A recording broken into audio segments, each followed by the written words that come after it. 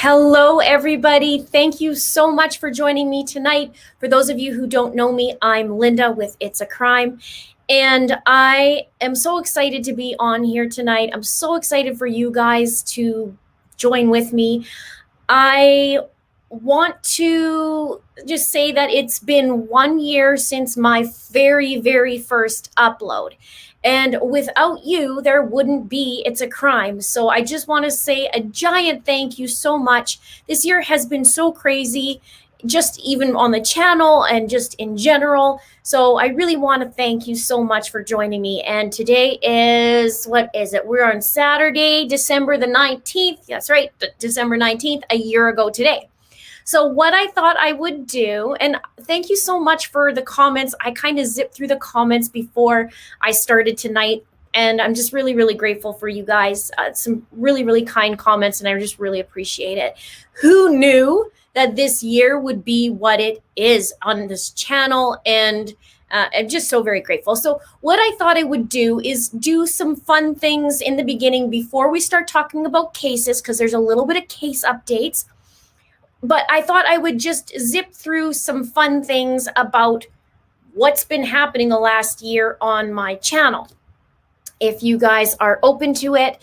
And just really crazy. And I can't believe we're almost done 2020. I'm sure a lot of you guys are saying good riddance to 2020 and hello to 2021, right? So this is really cool. So what happens is every year creators get a little email and they'd say about, what kind of views you had and that kind of thing. So I thought this was crazy. It said that I had 13,804,511 views as of today, which is really crazy to me, and just really cool that you guys are so supportive and watching my videos. If you guys remember, if you've been with me since the beginning, you'll remember I started off with a really ugly yellow, or I don't even know what color it is, background. It was just me in the corner talking about crime and didn't have any sort of background. I just turned on the video a year ago this morning. I turned it on and I recorded. And my husband didn't even know that I was recording or starting this channel or just any of that. I just said to him, yeah, I didn't know I was going to do that either. And it was the Heidi Broussard case from when I first started. And that just really spoke to me. And I thought, okay, I'm going to climb on. I'm just going to do a video, and whatever happens, happens. And then we'll just go from there. And who knew? Here we are. I'm talking. Yeah, people say it was pale yellow. Over here, it's like gold, kind of like the 70s harvest gold color, which I hate the color, but I just, whatever, I was just going to run with it and I'll deal with it down the road. And there's been so many changes in the past year. I mean, I had the ugly background and then I changed it. I had an old iPhone that I was recording on and just some crazy stuff. So I was thinking about that and I thought, well, that's kind of fun. And then one of the things, let me see if I can share it with you guys if you want to see it. I hope I can do it. It's just a little email I was sent. Let's see. Yes. Do you guys want to see it? I'm going to share with you the year in review because it's kind of cool and it's quick. So I'll probably talk way too long and I'll just, I'll share it instead. Maybe that's even easier. So let's just see. Here's the 2020 year in review. Let's see if it'll play it. No, it won't play. Shoot, they had like cool little music and everything. Let's just reload it and see if it'll do it. Yeah, okay. Make sure this is on so you can see it. Yeah. All right, here we go.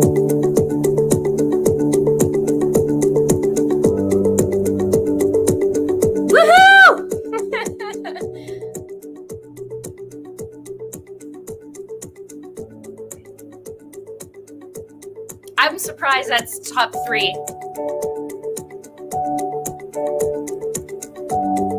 And no surprise that was number 1. That's a conversation in all of itself. Dude, that 13.8 million views is just crazy to me. I did 209 uploads of videos in the last year. That's crazy. And if you can't read, it says, let's face it, 2020 has been a tough year. Through it all, video has helped to bring us together and unite us as a community. We believe it's more important than ever to take a moment to celebrate you and everything you've been able to accomplish this year. And then it's toasting to It's a Crime. So I thought that was fun to share. And that was kind of cool. And one of the actual other ones was a crazy stat that was just quite moving. I might not have it. It was like 2.9 million hours watched in 2020. So that's pretty cool. Anyways, you guys are part of it, and it's because of you guys. So I'm super grateful. And the next year is going to be a lot more fun because now I'm starting to get my ground. I'm starting to figure things out. We only had 3 people on this channel as a guest in the past year. I was trying to figure things out for the first, 12 months. And I had Profiling Evil were on as the very, very first guests in summertime. Then I had Noor Jasmine just a few weeks ago. And then I had my husband. Well, my husband's kind of been sprinkled throughout, Mr. Linda. So he's been on. So in the next year, I'm going to plan to have a lot more people on, some creators, some other people. I think that'd be really, really fun. Also, it said that I uploaded 8,300 hours of video. Is that right? 8,300 hours of video. Just find that crazy. So we will get into the case chit chat in a minute. I just had to go through this. And I have covered 30 cases in the last year. The crazy thing is there are still 4 people out of the 30 cases that I've covered. Suzanne Morphew from Colorado, we know, is still missing. Allison McKenzie from Belize, I covered her last New Year. I believe it was January, end of January. And she's still missing from Belize.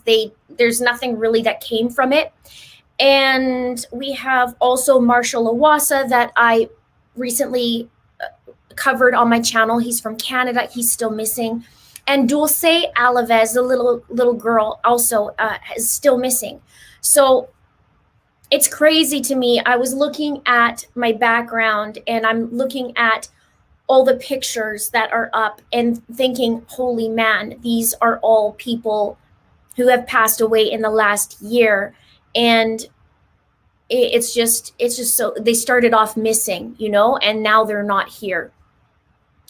Out of the 30 cases, I've had 28 were killed is what I wrote. And then 5 others were either ruled as an accident, suicide, or overdose. And that's still questionable in my opinion because there's some weird circumstances around that. Algo1 says, hey, Linda, you've come a long way. You'll go even further. Thank you. Love you and your work. How it's always about the victims and it's always classy as you like to say, remember pesos. Thank you so much. I appreciate that. Thank you. Thank you for being such an awesome supporter. All you guys have been so great. Just so great. So, okay, so we got through that. 186 videos and 39 public live streams. This would probably be making my 40 tonight. And yeah, so just a lot more coming your way. I saw somebody coming on there tonight that just joined my membership.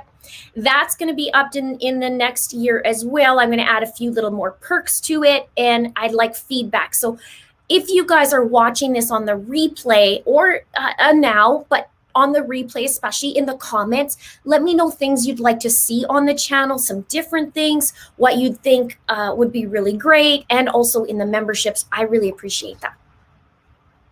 So one more thing, and then we're going to get into these cases because I know how you guys love to dive in. Let me just double check here. You guys are all, yeah, look at you guys. Okay, you know all the little cases that I've done. It has been crazy. So, and thank you for the congrats. That's awesome. I'm so excited to share this with you. And I don't know, I'm just super excited. I love being on live. You guys know that. And Venda says, let's talk to Stephanie Harlow. Yes, I would love to have Stephanie in there on here. One of the cases that we chatted about on the phone was Gannon Stauch's case, and we just chit-chatted for hours. I legit could talk to her probably for another 4 hours, so that'd be great. Yeah, you guys are awesome. And you know what? Here, somebody commented on my shirt, my little Christmassy shirt, and I have the little, look at these little reindeer on there. I got the nails too. It's fun. Kimberly Watkins says, please invite the Draper Brothers Adventures with Purpose, Crime Talk, or Tube Crime as guests. I have wanted Scott Reich to come on Crime Talk. I told him that a long time ago, so it's about darn time. I've spoken to Tyson a few weeks ago, maybe it's a month ago, and we were chit-chatting about possibly doing something and him coming on, so we just have to figure that out. It's just been really, really busy at the Christmas season, as you guys know. So, yeah, you guys are loving Nor too on, so it's great. Okay, so now, one more thing. One of the things that I watched is Secret Santa. Have you guys seen that with Nate Eaton? I love Nate Eaton. Nate Eaton, if you're watching, hello. Come on the show. I've watched that, and there's an email that actually came my way, and I really want to share it with you guys. It's actually a viewer who has been around on the channel for a year. Her name is Kim. And I've been chit-chatting with her the past year on comments in my videos, and she's just a great supporter. And then she had sent me something ages ago about her husband. And I do want to share this before we get into it, and this is so important. She's going through a really, really, really rough time. Her husband, Dale, had been diagnosed with cancer last spring, and it's getting worse. And so he's been diagnosed, I have my notes, so if you're wondering why I'm looking down, he's been diagnosed with a very rare and very aggressive form of stomach cancer. And he's married to Kim, and they have 3 kids and 1 grandchild. And they're just going through a lot of hell, basically. He was supposed to get some treatments, and he did. But what's been happening since summertime is things getting worse. Cancer wasn't going down, and even with chemo. And they're doing a couple different things. But he was supposed to get his stomach removed, from my understanding. But they had to wait a little bit first. And then the doctor said, because the cancer's spreading, the doctor said if they take his stomach, then it won't work because the cancer has spread. So I really want you guys just to send some love and some love and light, basically, to Dale and Kim and the family. It's not looking good for Dale. And it says here, on November 11th, I wanted to update everyone on where things stand currently with Dale. His latest scans show that the cancer hasn't shrunk at all. In fact, it's grown. Dale has spots in his lungs and liver, also the lymph nodes in his stomach. Dale decided not to have surgery to remove his stomach because the doctor said it won't get rid of his cancer. They stopped the strong chemo that hasn't worked, but are continuing to the portable fanny pack chemo to try and just give him some more time. The news is not what we hope for, and we don't know for sure when God will take him home, but we trust the Lord and know where Dale is going. We want to, again, thank everyone from the bottom of our hearts for all the love, prayers, cards, and donations. So this is an update on their GoFundMe. And Kim has messaged me and said that because Dale's sick, he hasn't been able to work, and only 40% of their pay is coming in, and she's fearing that she's going to lose her home. So she's going through a rough time, and I said to her, I'm going to absolutely post her GoFundMe link. If you are if you're wanting to donate, then I will give you the link. And if you can't donate, that's okay too. Just send some love and positive prayers. their way. They're needing it. So I just really wanted to include that. And thank you so much for listening. And I just really pray that everything goes okay. It's just they're going for a super, super rough time. So I'm just going to put that here, and I will put that also in the description below once this video is done. We're done the live stream, and I'll put it right there. Hopefully that'll send off. Okay. So, and if you guys are wondering again and just joining me, Dale is the husband of one of our longtime viewers here on It's a Crime, and she's been a great supporter. And so I wanted to just send some love, and you can give some hearts to them. All right, now we're gonna get into the cases. So I got itchy side nose right there, and like down here, itchy. Hang on, go and drink. All right. We're going to get into some cases. You guys are going to have some info snacks. I'm going to have some info snacks. And we'll go from there. So the first case I want to talk about is Alexis Sharkey. There has been still no autopsy results or cause of death that's given to the public yet. One of the things, and also the next of kin, though, has been changed from Tom Sharkey, her husband, to Alexis's parents. And Raina, nice to see you. I never make it on actual live. She says, you have now.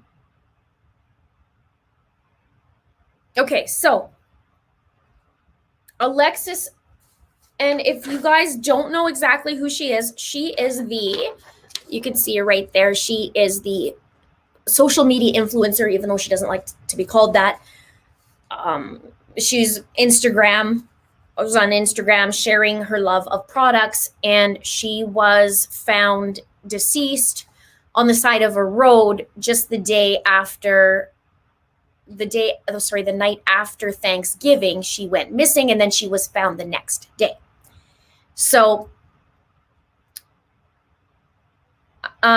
what I did find is her obituary, so I can share that with you.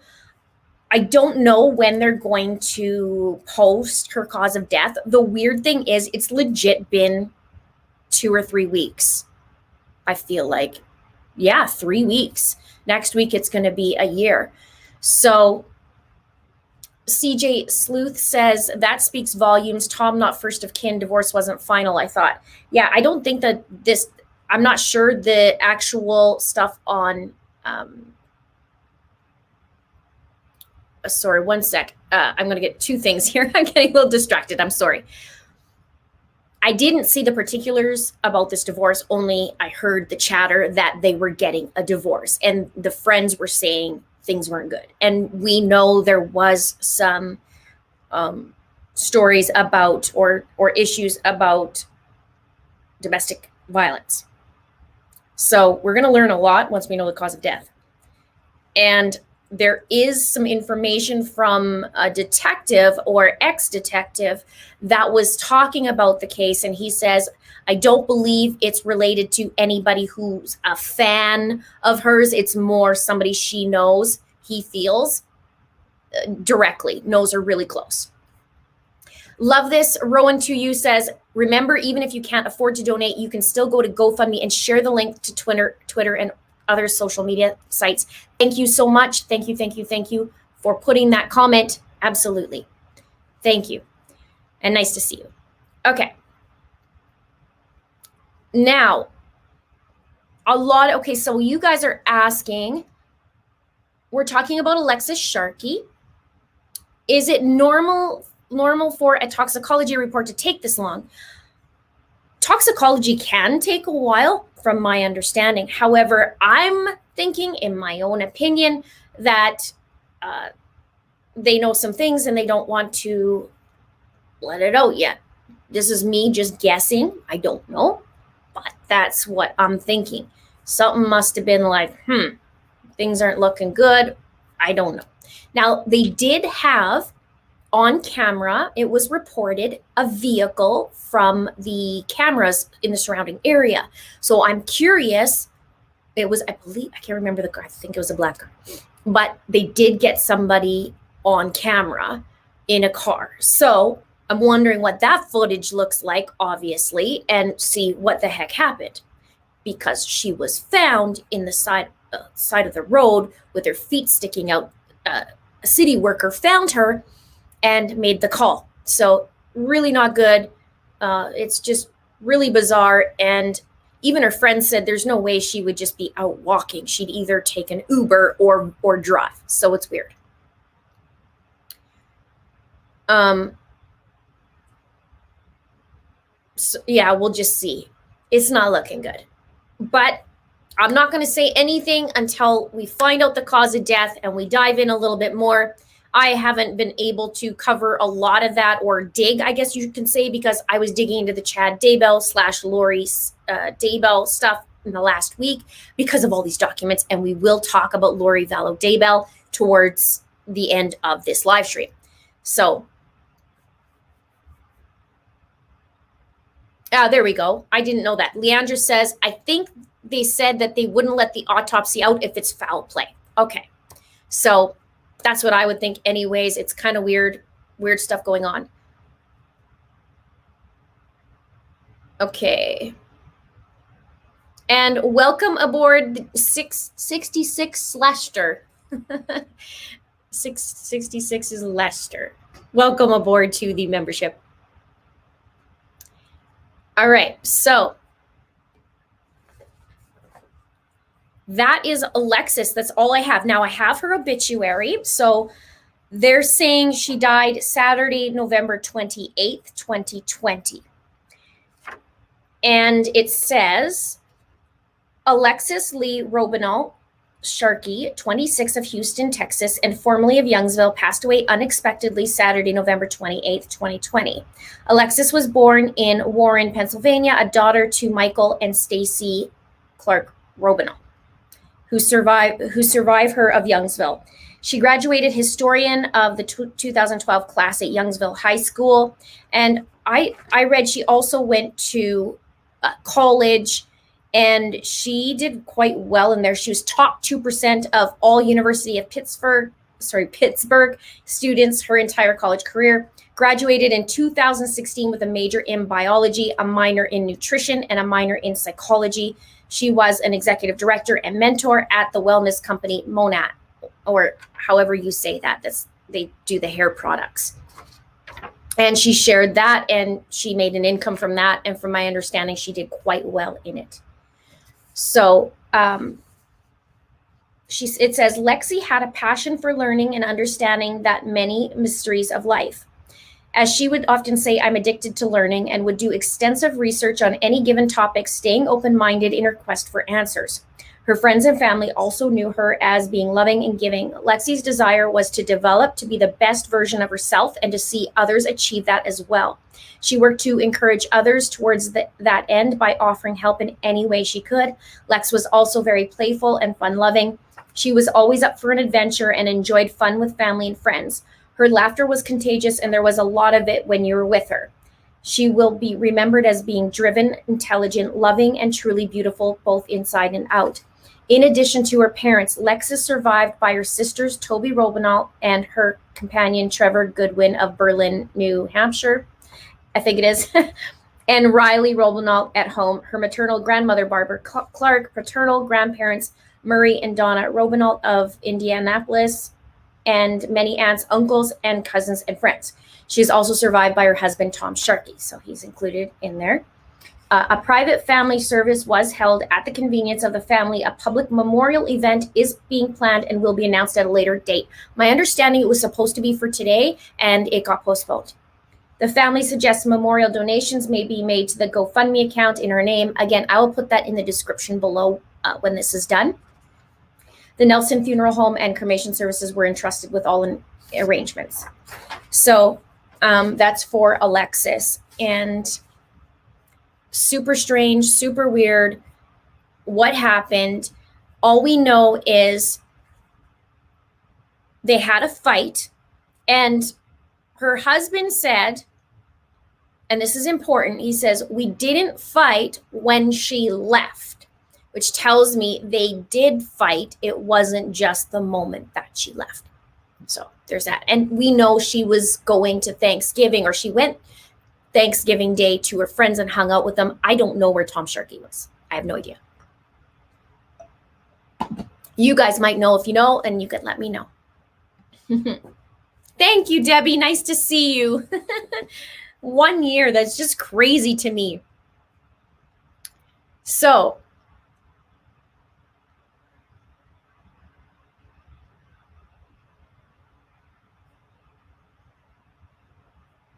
all right. Just reading the comments. Hello. Thank you for joining me on Saturday night, hanging out. I just love doing live streams. I love chit-chatting with you guys. It's so nice. Now, we're going to do a side note too, because even Diane here is saying, been a year since Megan Fieramusca case started. Absolutely. It's been 1 year already since Heidi Broussard was killed. And if you remember that case, her best friend of 20 years kidnapped Heidi and Heidi's newborn baby. Now, little Margot has just turned a year old, and she started walking at 11 months old. I saw a little picture of her. She is so cute, and she's doing well. She's doing well. So there's a little update. Megan Fieramusca is supposed to be going to court every single month, and it keeps getting postponed. So it's still postponed, and it's now for January. In January, I'm not sure. I gotta look. Here it is. It was supposed to be at December 16th, and now it's pushed out again to January. Don't know the exact date. I'll have to find that out. I thought I had that. So we have that happening a lot though, right? All right.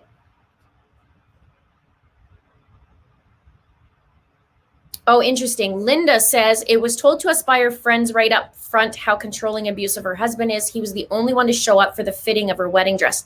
That's interesting, because that's the photo that we all seen. And I saw that photo and I thought, that's so strange. So I was wondering who else was there, and was it, was it quick, or, did they have a deadline and they just had to get it done? Did she want him there? That kind of thing. All right. So let's go next. We have Letecia Stauch. Now, it has been a crazy year, a crazy year. And I was thinking this morning, I can't believe it's almost been a year since Gannon Stauch died. January 27th was when he was reported missing by his evil stepmother, or wicked, whatever you want to call it. She's just evil. And I can't believe it's been almost a year. It's only a month away. This Tuesday, the 22nd, she's going to be meeting with the doctor to do her mental evaluation. Now, actually, before I get into that, the report is to be done by January 2nd, and then court will be on January 19th at 9 a.m. So this will be interesting what they're going to find, because this is her second evaluation. Now, she was deemed competent the first go round. And what I have here was her first round was actually June 5th. Was her the mental evaluation was ordered, and then she did it not too long after that. I believe it was September, and after they did that, she was found competent, but they requested another evaluation. So they were supposed to do one in October, and then they found that there was over 900 cases of COVID in the jail. So that got pushed back. And so they just had a a little, what do you call it, status hearing the other day, and this is what's come from it. So this Tuesday, mental evaluation. Then they're going to have the report by January 2nd, and then they're going to be in court on January the 19th. So that'll be almost a full year after all of this. Now, Gannon was not found for a couple months later in Florida. So, and once we have this done, then all kinds of things are going to start making their way. And Letecia could get the death penalty, from what the district attorney, Michael Allen, has said. So we'll see about that as well.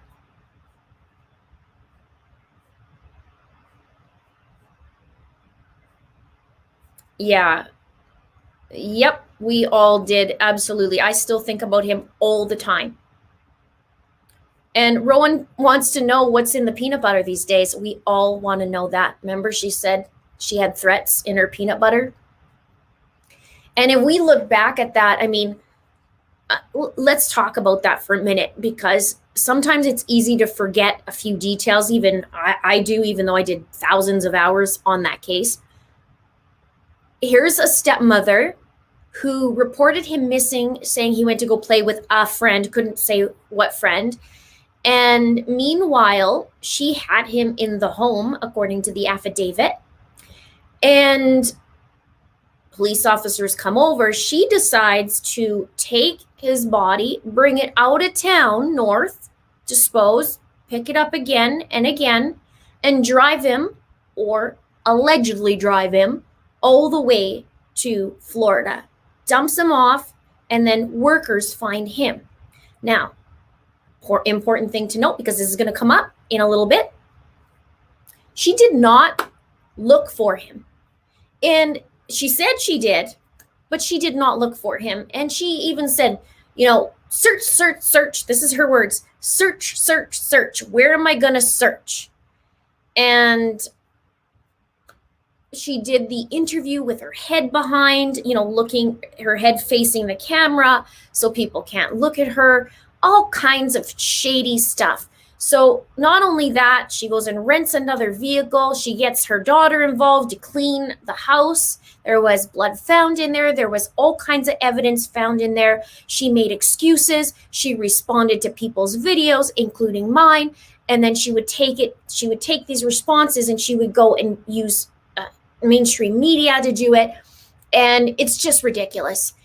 And so here we are waiting on her, and it's all about Letecia. Now, I am shocked. I will say this. I'm shocked that we have not heard from her lately. Like, I'm legit shocked. But maybe she's waiting till no, I'm shocked. She should have did something before the mental evaluation. However, it's Tuesday and we are on Saturday, so we have a couple days till the mental evaluation happens. Maybe she'll do something a little cray-cray. She did that before. She tried to break out of jail. Yes, she tried to break out of jail, if you guys didn't know. And she tried to coerce basically another inmate and wanted to get a broomstick in exchange for some money. And she said she measured herself to escape the jail. So don't forget, we also have Eduardo with the G, Eduardo, who she blamed as being part of this. And just so many things. She wrote the judge. Don't forget that. She wrote the judge. And so it's been one heck of a year for Letecia. And not only that, let's think about this too. Their families, Gannon's family, doesn't have Gannon this year. No Christmas, no laughter, no jokes from him, no Sonic the Hedgehog, no Gannon. And here she is saying she's innocent. Now, maybe there might be a select few here who's going to thumbs down the video. She's innocent, blah, blah, blah. No. And she's exactly where she needs to be. I don't care about her 100% confident crap that she keeps saying in letters. And I don't know. Justice needs to be served. I'm full confidence in Michael Allen. Let's see what happens in the next year. I won't stop until this is complete.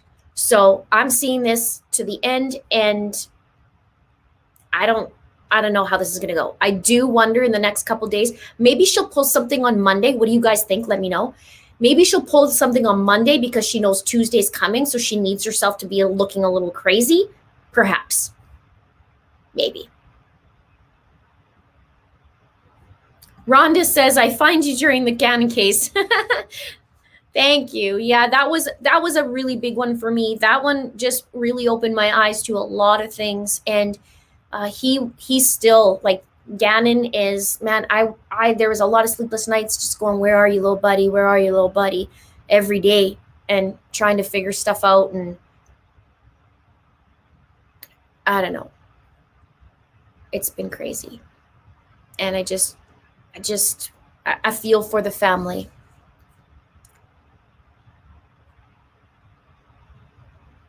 You guys are awesome. Thank you, Maria. Thank you so much. I hope you guys are having a great night and really, really fun, like, Christmas week. I know it's been different. We're on lockdown, so it's been weird, but we're making the best of it. And even New Year's, I don't know what your guys' plans are, but in New Year's, my hubby might be working. We're not too sure yet. We'll see if he's going to be up for it yet. But if not, then we stay home anyways because we're in lockdown, and we're just going to make it fun, but just different.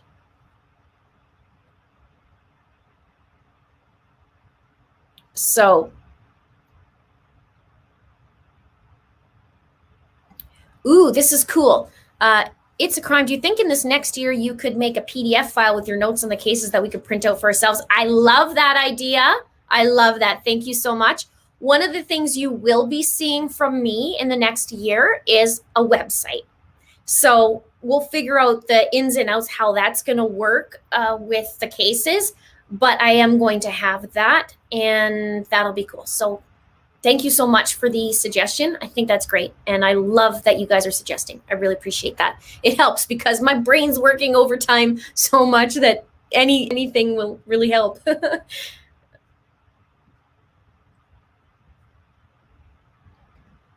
Shelby says she was a little offer on her measurements.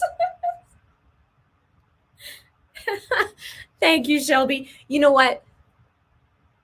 Letecia was off her measurements, and she got in a lot of trouble for that. Maybe she should have taken a page off of Lida. If you guys haven't seen that video, go watch my Lida Southard video. She actually, she escaped jail, and she got a guy to help her, and even the what do you call him? The warden.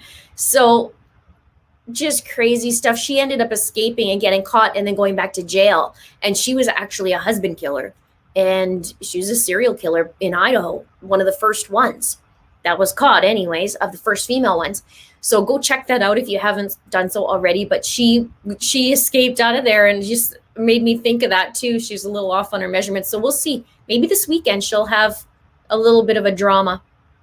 I don't know if she would ever respond to me because I'm pretty sure she's watched a couple things just because of the things I directly would ask in the video, and then she would. So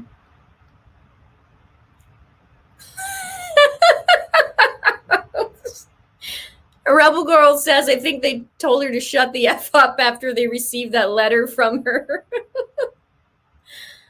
You know, and the judge's letter is just ridiculous. I pledge allegiance to the flag. She might as well, like, that's so funny. I don't put up with her. I can't put up with her stuff. She drives me nuts. So I will be there for Gannon until the very end, and there's sentencing, and I will rip apart the discovery. I just will. I will. All right. So send her some peanut butter.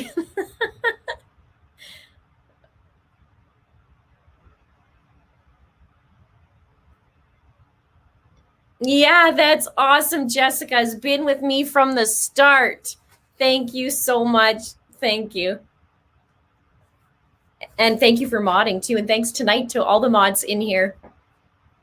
It's crazy, a year. I just don't, who knew? Who just knew? I learned some things about myself.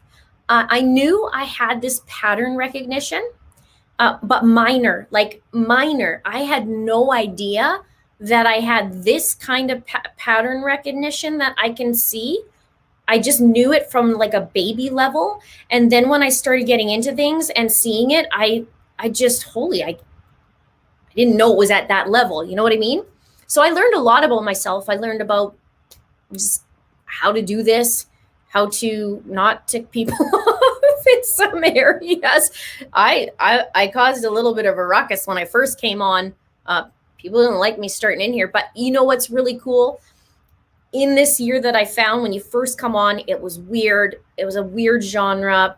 People were very territorial, but now you're starting to see people collab and really work together. That is super cool. And I really hope that continues on. I do believe that we, meaning the creators and the people watching, I believe we're going to fill in the gap between authorities and the people. So the people who are, sleuth kind of have that personality, and the creators going after truth. I think this is going to bridge the gap. I really do. So I think this is just the start. And with people collaborating and really working together for a common goal, love it. Love it, love it. I don't think, and some of these creators don't need to think lack, think we all can help each other. We can all contribute. Everybody has a different gift, a different thing to contribute. So super cool. All right. So you did. That's very true. When I had doubts, a lot of you guys kept me going. That's true, because it's hard when you get on this platform. You're not ready for what comes down your throat. You have to have pretty thick skin to get on here. And you get on here, and it's so nice to see everybody supportive and really, working together and being such an amazing community. Because this is an amazing community and very smart. You guys are super smart. And sometimes you hear the other stuff and not so nice, and maybe a video that I did that has over 2 million views, but not very, it's just like I caused a little bit of ruckus. It was hard. It's hard to hear death threats. It's hard to hear attacks. It's hard. But I've learned, and I'm always learning. So you guys are going to see another year of stepping up this channel and stepping up the videos and just stepping up. Hello, Real Gone Adventure Media. Nice to see you, Gonzo. I haven't talked to you in a while. It's nice to see you in here. You guys can go check out his channel too as well. After this live stream, he's in here. He's not over there. So yeah, so it's just super cool. Okay, so we talked about Letecia. We talked about Alexis Sharkey, and I want to do one little info snack that I got, and that is for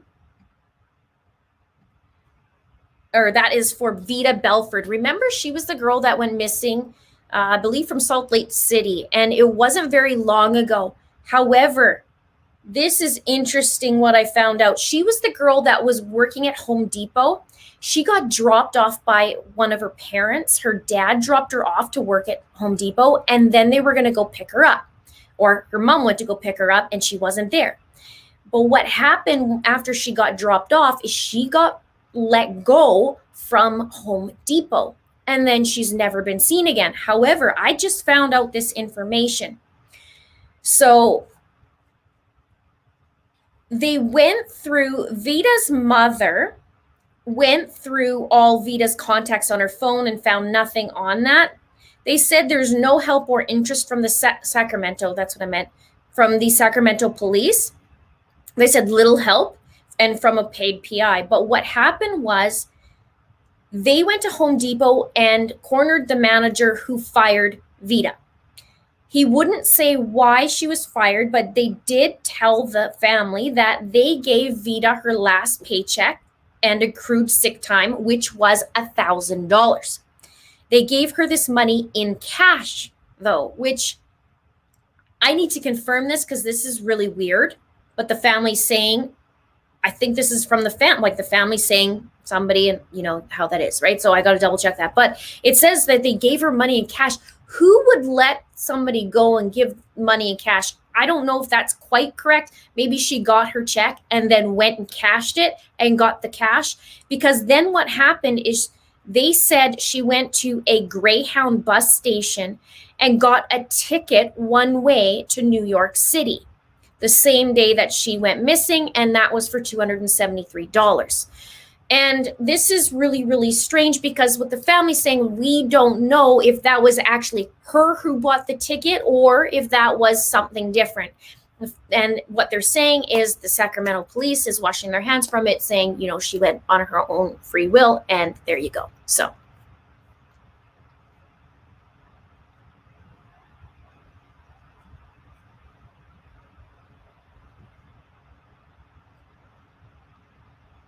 Yeah, I don't think so too. This is what doesn't make sense to me. This is just what I have printed out here. There's a little spot or a little thing, screenshot on there. Yeah.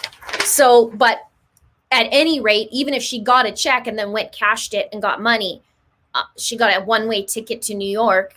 I don't know what's going on. That's just super strange to me. I'd be like, prove it. I want to see my child get on that bus by herself. Let's see that, you know? Yeah, I don't believe there's no cash either because I don't believe it. But that could be. Who knows what happened? I don't know. Who knows? Maybe it was hush hush money or something and something happened at work. I don't know. Yeah, I've never seen that too. So usually what happens is in Canada, if you're let go or, you know, they give you 2 weeks or depending on the situation and where you work, they walk you right out the door and you get your final paycheck when you get like within, they have, I think 10 days or 14 days to give you your final paycheck. Maybe they got the final paycheck right there. And they just said, here, you're, well, they said fired on here. I thought maybe she was let go, like meaning laid off. That's what I think. If they should have video, you would think.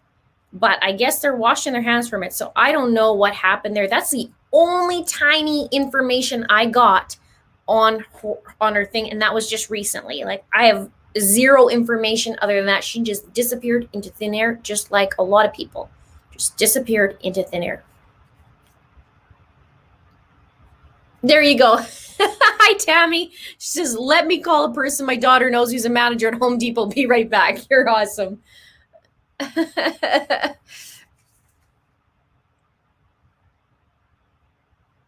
Innocuous Adam says, I like this channel because there's no drama and everyone is accepting of others, no matter their opinions, their politics, or their level of understanding of crimes. Thank you so much. Yeah, this group is very, very awesome. I always say keep it classy. It's okay if you disagree. Just keep it classy. That's it. So thank you for your comment. So,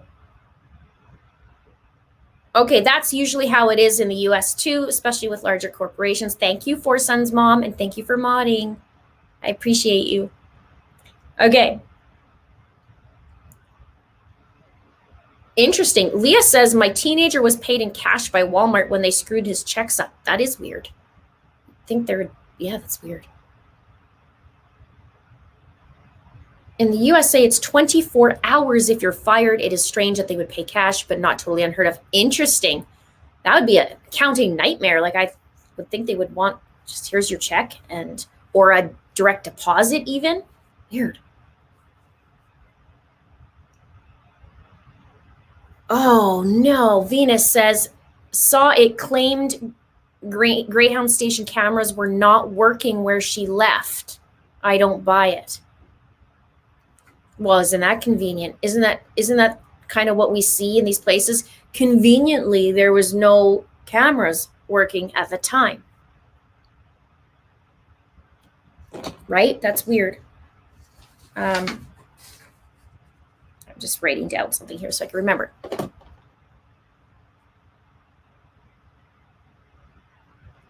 So I'm not sure what's going on there. It's just super, super bizarre. Welcome to those who are just joining my crime ring, and welcome also to those of you who are just joining me tonight on a Saturday night. We are celebrating the 1-year upload of It's a Crime and over 200 videos. I can't believe it. I'm just excited to see what the next year, what we can do as a group. So yeah, it's weird that Home Depot would do that, but I'm almost wondering if she just got her check and walked it across and just, deposited it, took the money, and then go.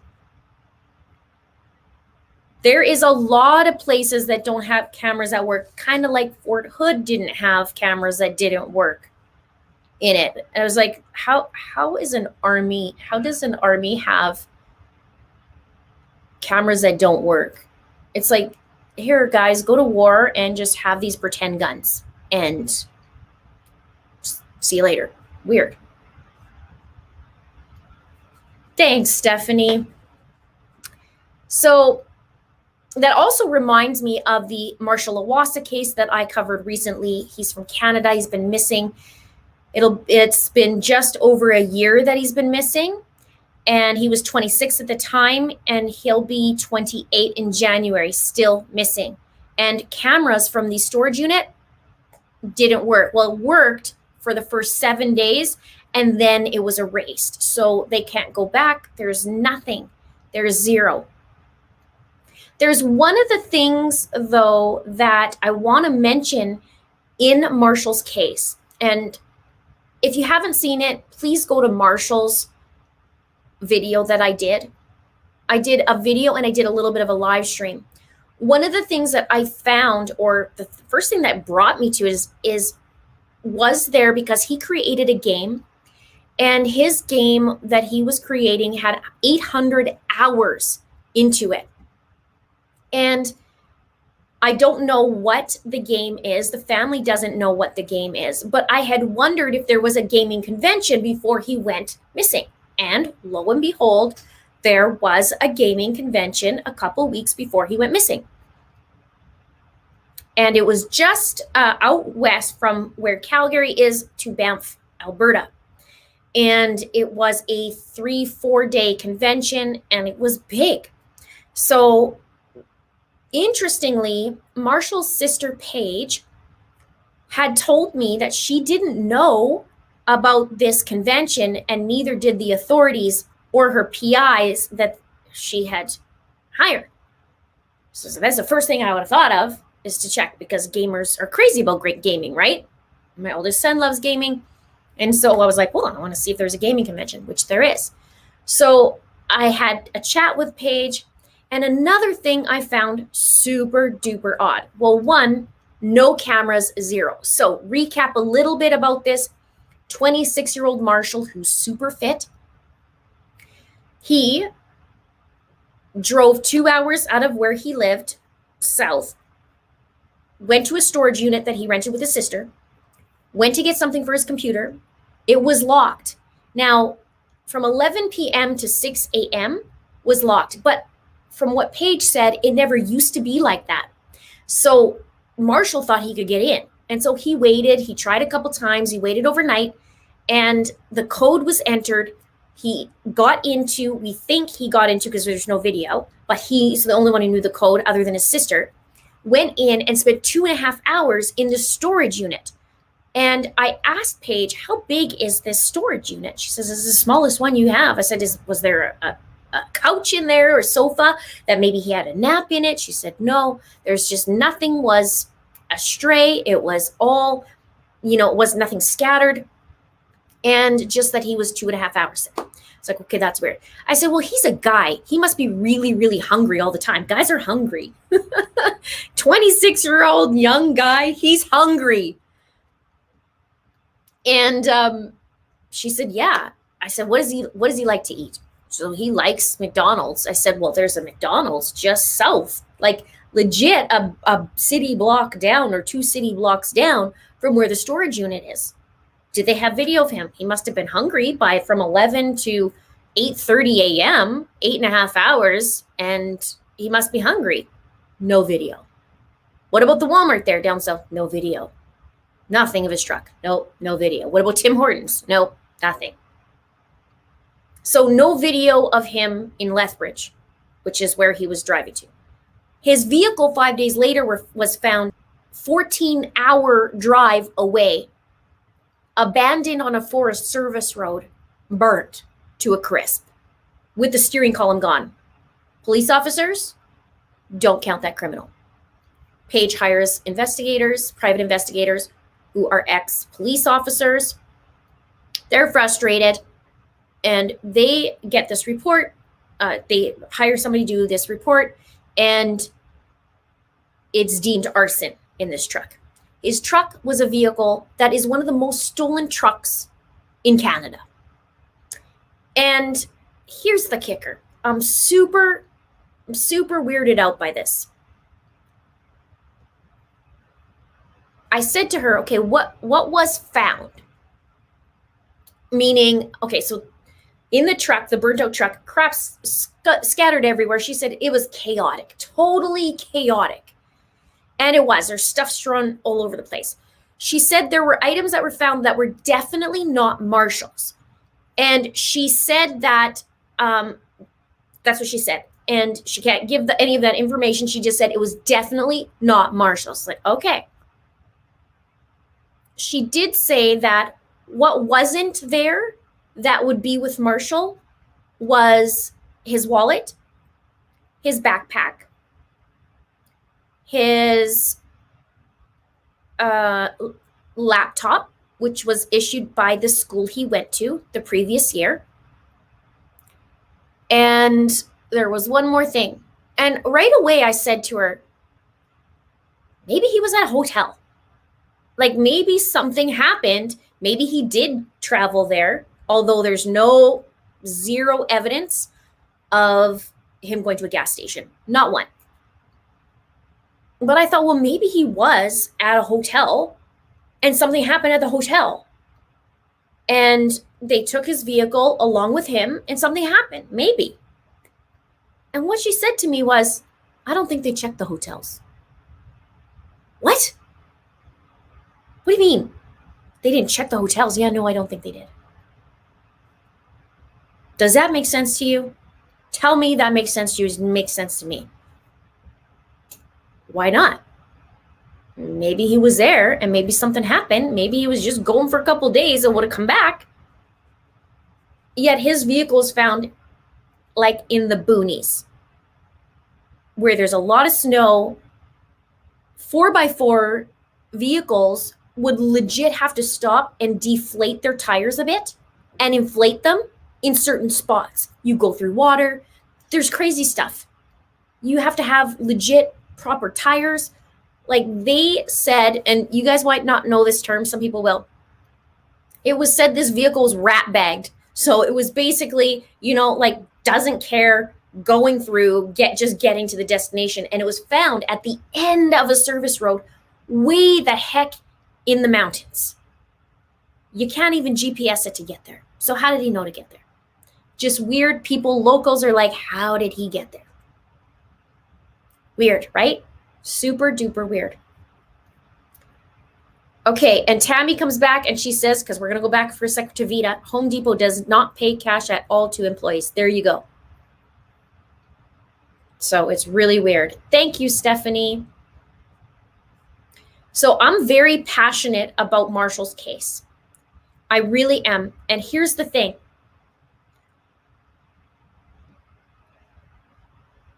I'm searching at other cases in the area, and there's some very strange things happening, and I'm gathering the patterns. I'm gathering the patterns, and I see some patterns. And so stay tuned for that, because that's going to come. I have to do it. I can't not do it. And when I was talking to Paige, Marshall's sister, she says, I can't believe it's the second Christmas without Marshall. And to give you an idea about the kind of guy Marshall was, he was very quiet, and he kept to himself a lot. But he's the kind of guy that would go and hang out with his sister, who lived at the time in Hawaii. She's moved back to Calgary now. They would do ugly Christmas sweaters, and they would just have so much fun. And here Marshall is, vanished in thin air. Not one video of him. I say what Profiling Evil says: don't leave the house, right? So don't leave the store. We haven't even left the storage unit yet. Maybe he wasn't even in the storage unit. We don't know. Something could have happened there. Or maybe he did go to a hotel. But a 26-year-old guy has to eat. If anything, if he had to go to the bathroom, he'd probably go to the side of the road. I mean, guys would go whatever, right? But to eat, where's his food? I don't know. It just really bothers me. I'm very passionate about this because something's not right with Marshall.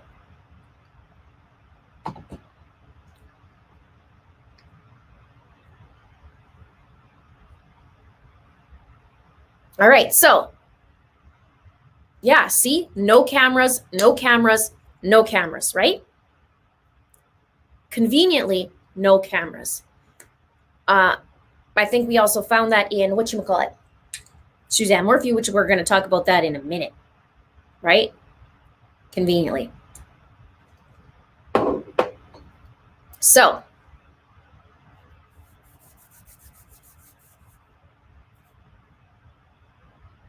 there's just some weird things happening. Now, I will say, with the cases that I'm searching for and looking at that could be related to Marshall's case, they're all men. I'm not going to get into specifics yet because I'm going to save that for a video.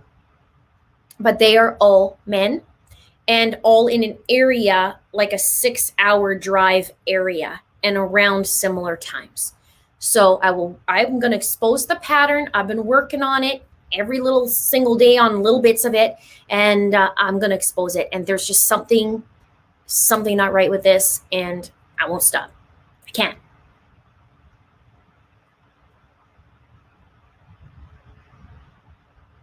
So it's weird and yet convenient in some aspects, right? And that's all I can really say so far about Marshall. I wish there was more information. It's hard from Canada. They haven't deemed criminal, so you can't find out certain things.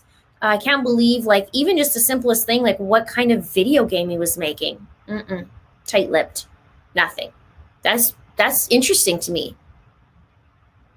If it was the States, we could find out all kinds of stuff, but it's not.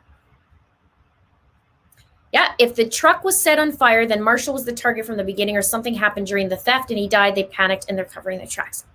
Something happened. Now, interesting, okay, the steering column is gone.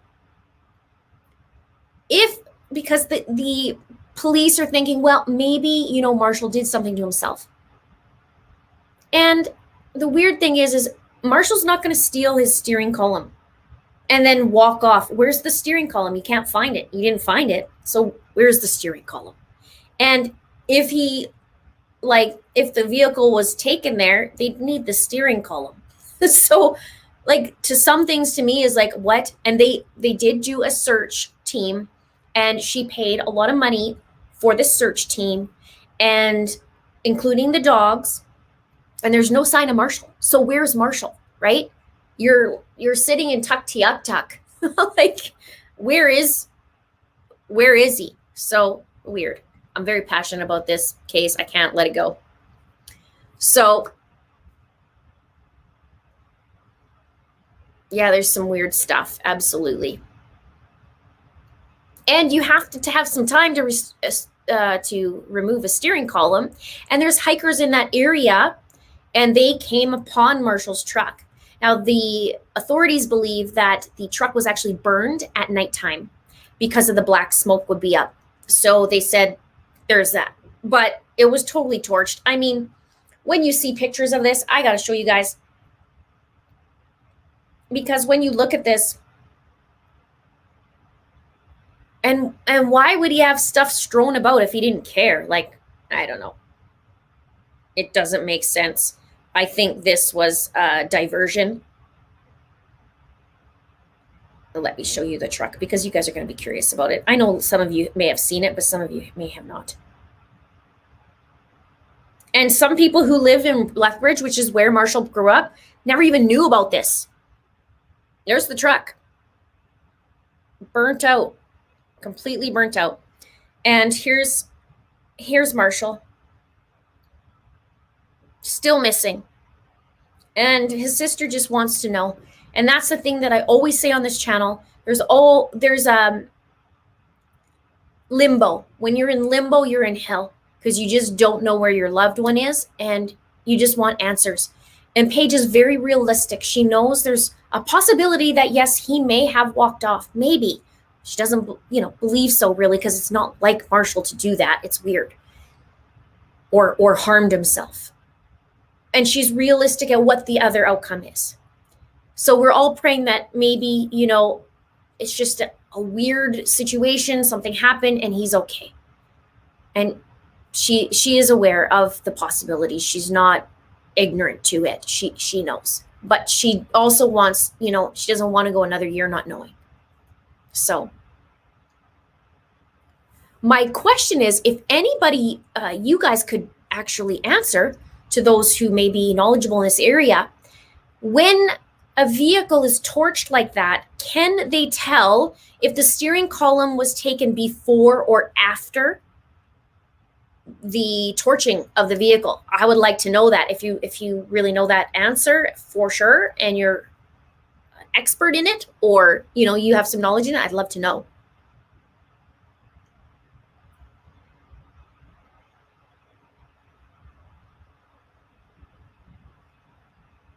Okay. And here's the other thing, okay? You guys, I don't know about you, but I'm choked about this. That vehicle is still sitting in the bush. It's still sitting up there. No crime tape, no nothing. Still sitting out there.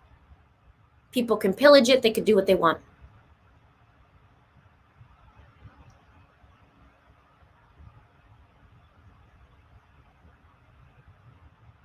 Yeah, so it's just ridiculous. I'm super choked about it. Thank you, Carl. Thanks so much. He says, congratulations on your 1-year anniversary, Linda. Yours is only one of only 3 of this kind of show. I'll spend my time on you. I always have excellent in-depth analysis. Thank you so much, Carl. I appreciate that. Thank you. And thanks for being part of it. And welcome to the new members on the Crime Ring, if you see all the little green there.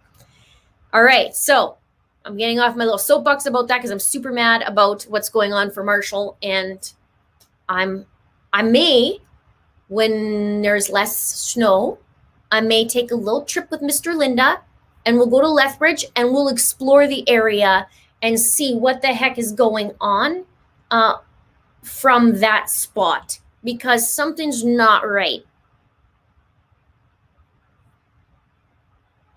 Yeah.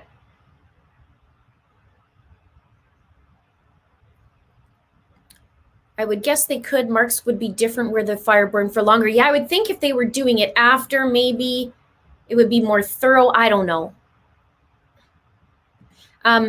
The Cheese Factor says, I'm a car enthusiast and would say the column was removed either to hide method of stealing the truck or because it had someone's blood on it.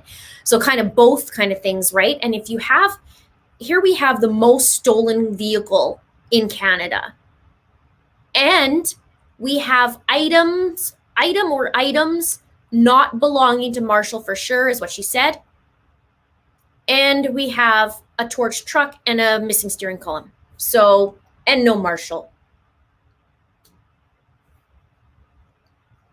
And she, just a side note, his sister is very super smart and she has some degrees and she knows what to look for in somebody was depressed. She's actually trained in that. So there's nothing like that from Marshall at all. And he paid his vehicle off in September. So if you're going to do something to yourself, why are you paying off your vehicle? That doesn't make sense to me.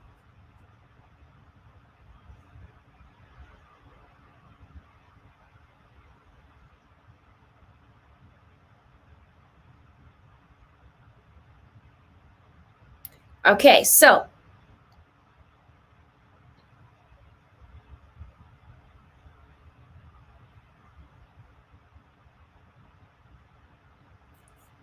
All right, so what else, you guys? Towing company. Actually, I thought I saw something where there was a different case and they used a moving truck. And I want to see into that maybe a little bit.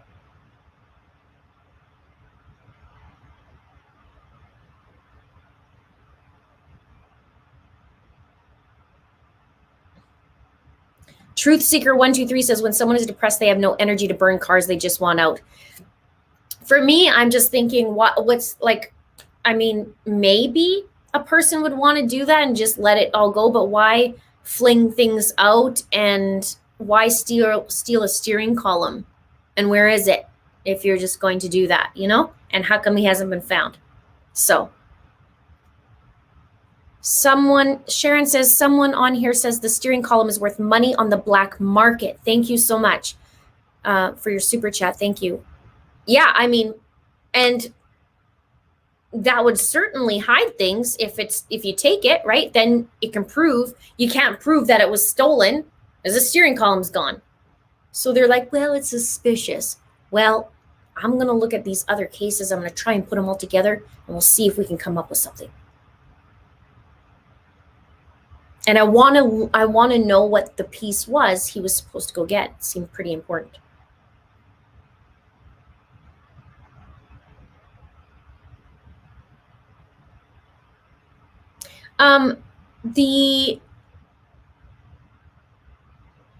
Was Marshall a hiker?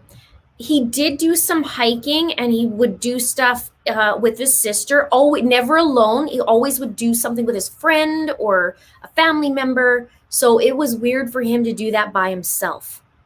But he did do that, and he was very fit. Things were all over the place from the fire, everything. And they said they had some odd things in the back, almost like scrap stuff that you'd get from a scrap yard or something, that was all in the back of the truck. They found that really weird too.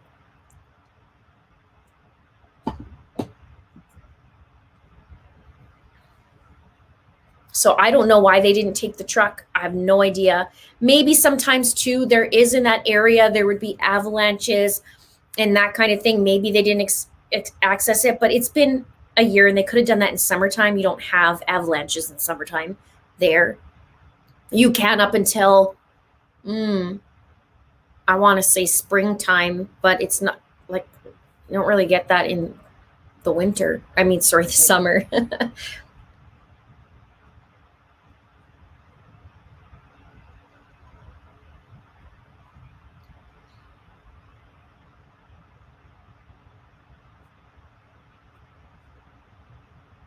Did they look under the truck? I'm guessing they did. I think they did a thorough thing. One of the things that was interesting is the hikers that came upon the truck, they took pictures.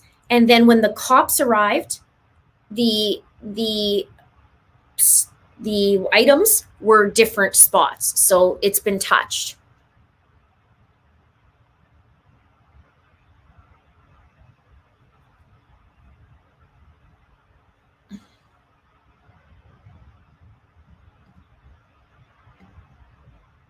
Boom. Okay.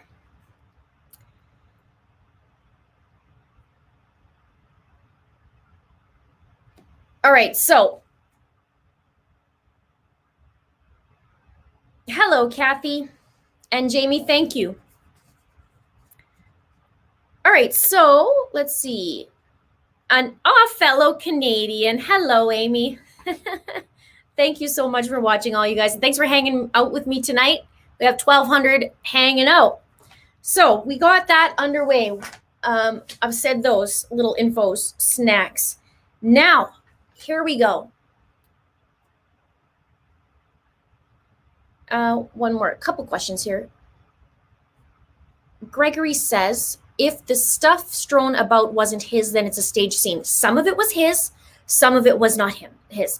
One of the things that was also odd she found was that he had an Xbox and a PlayStation there, but he did have a PlayStation and a Xbox at his house. So that was his at his house, still at his house. there's an extra one out there. So I don't know, maybe he was, buying and selling Xboxes or something, or PlayStations. I don't know.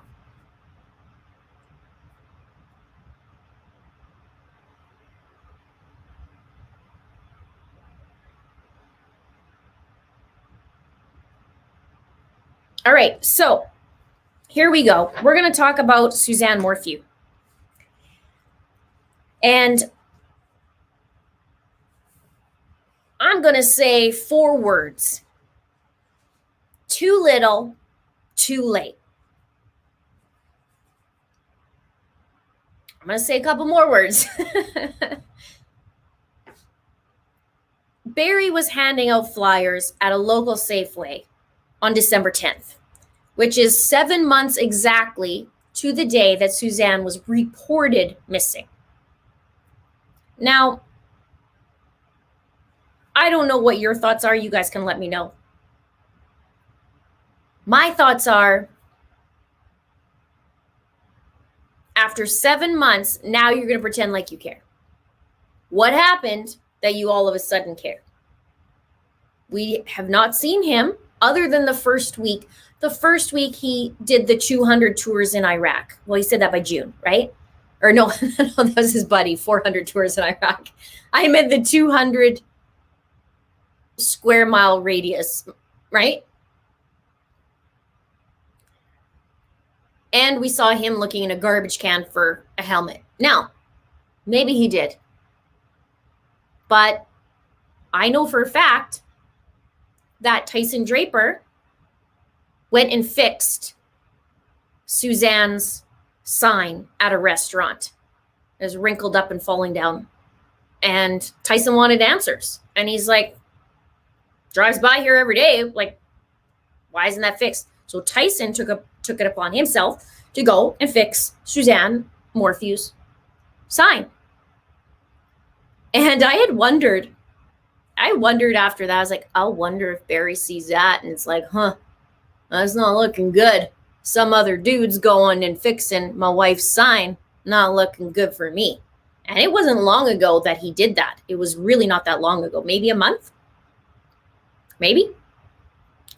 So maybe Barry's like, maybe I gotta look like I actually care, because he did not do the search. And at this point in time,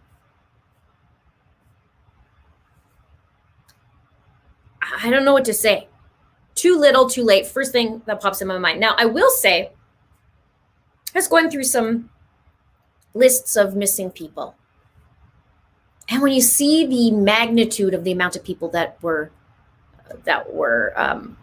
missing, I just was saying, and my husband was walking by and he can hear me. And I was like, wow, so many missing people. And I turned to him, and he does not follow all these cases. He does a little bit, but not like everything, right? And this is legit the most authentic answer and quick answer that I've ever heard from him say. I said, what would you do if I went missing? And without missing a beat, he legit said, and I quote, more than Barry Morphew does. That was the quote from him. And I just looked at him and I just burst out laughing. Like, yeah, I hope you do. I hope you would do more than Barry Morphew did or does.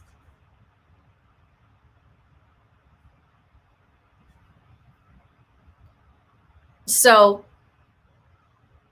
one of the things in my members live stream I was just recently talking about is it's Christmas time, obviously. Obviously, Suzanne has not been found.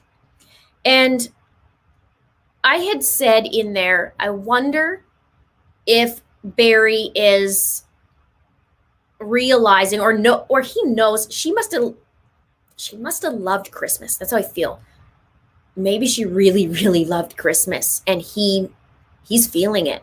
She loves Christmas and it's making him feel, for whatever reason, whatever in one capacity or another, he's feeling it. So he's getting his butt out there and he's handing flyers out, or he's being told, you need to start looking like, you're a very concerned husband and start getting out there and stop making it about you. Perhaps. Now, here's where the pattern comes in, and it's an easy pattern, but I'll tell you about it. With Gannon Stauch, Letecia did not look for her missing stepson, who was in her life for quite a few years, over 5. And didn't put the effort in, barely talked about Gannon in interviews, and she talked a lot. Okay, only one time, and I counted it in a video. You got to rewatch that series. But I counted it, and she actually put effort in this one response. But typically nothing. Okay. She's now on trial for murder. That's number 1. We see Lori Vallow Daybell, which we'll get into after. We see Lori Vallow Daybell and Chad Daybell. What do? Don't search for their kids. Well, Lori's children. They don't search. They didn't even report them missing. They didn't put up flyers. Nothing. Now, they don't have murder charges yet, but not exactly something you would do when you want to find somebody, right? Now we have Barry Morphew. You wait 7 months to start giving a you-know-what? Too little, too late. Does he talk about his wife? No, he does not. Does he come and just defend himself? Yes, he does. Is he putting trail cams while everybody's searching for his wife? Yes, he does. And carries a rifle on his back. Things are shady, shady, shady in this case, unfortunately. And she does not deserve that. Gannon doesn't deserve it. The kids don't deserve it. Maybe Evelyn doesn't deserve it. All these people do not deserve it, but yet here we are. And this case, there's some shady, dangerous things at play in this case. And I want to know what he still has of hers. What does he still have of Suzanne's? Did he give it away? Does he still have it? How's he spending Christmas? And why now? Why now are you actually going to look for her? You did the 200 square mile radius, all of Colorado and part of Kansas, whatever it was. Why now? Too little, too late, in my opinion.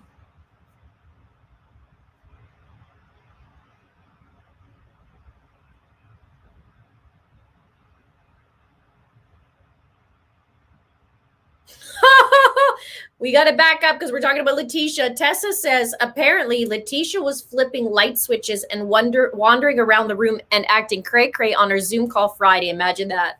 I don't know if you've seen me earlier when I covered Letecia. I said, really surprising she hasn't done something crazy for her upcoming thing on Tuesday. And boom, there it is.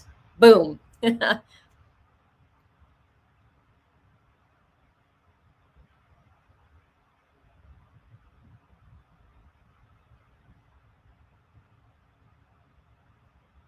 Tammy says, my brother-in-law was on the search for Gannon. Thank you to your brother-in-law. That just breaks my heart for Gannon. It just breaks my heart. What she did. So it's a good question. I wonder if his daughters find him suspicious. Great question. Maybe that's the thing. Maybe they're asking questions. I don't know. We don't hear from the daughters. I don't know. Christmas is coming. It's going to be pretty different this year. Yes, I agree. Yanni says, I really had hoped that she was going to be found when her brother was looking for her, and super sad that her dad passed away not knowing where her little girl is. 100% agree. Thank you, Artsy Cat. So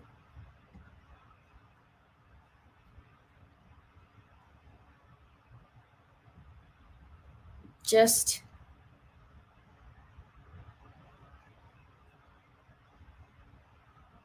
yes, I heard this too.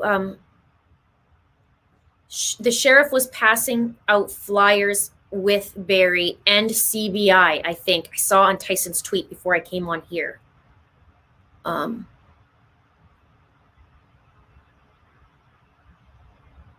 It's terrible. 137 says, it's a crime. If I was a criminal, wouldn't want you on my case. You bring passion and intelligence. Thanks, Jesus. Thank you so much. Some people said that, like, geez. They either say, I wouldn't want you on my case, or they say, if I was missing, I would want you. Hopefully it's that.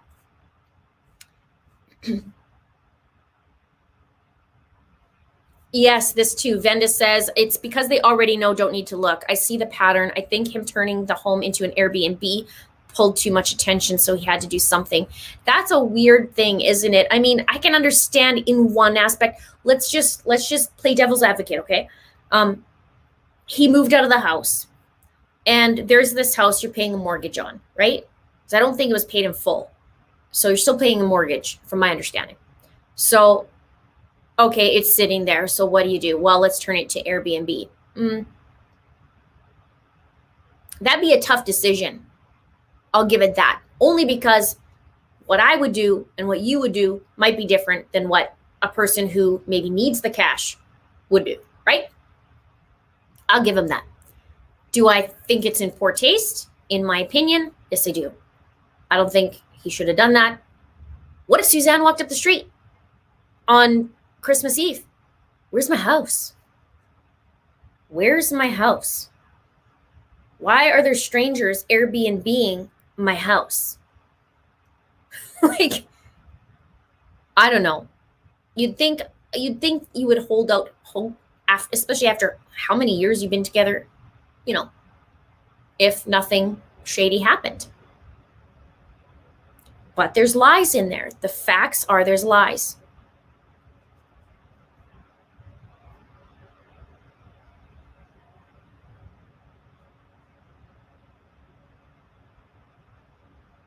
So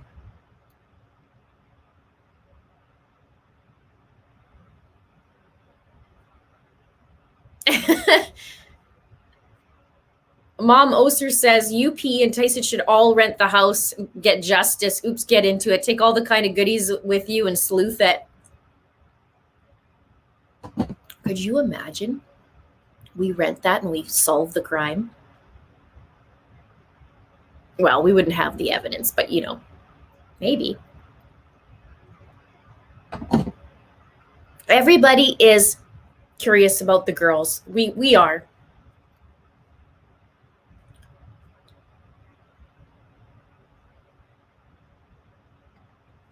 Thank you, Terry. Hello, Linda. You got one of the best channels. Your deep dives are great. Congrats for your first year. I've been watching for about 7 months. Wow. Thank you. Lori and Chad drive me crazy. Yeah, we're going to get into them in a minute. Holy, it's been a week with those two.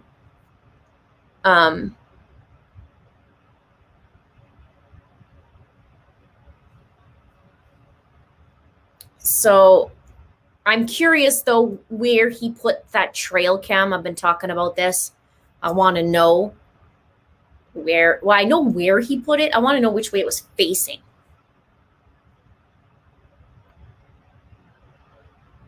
Interesting. Miller Nature says, I think Barry made it an Airbnb because the amount of DNA and evidence would be corrupted by the traffic.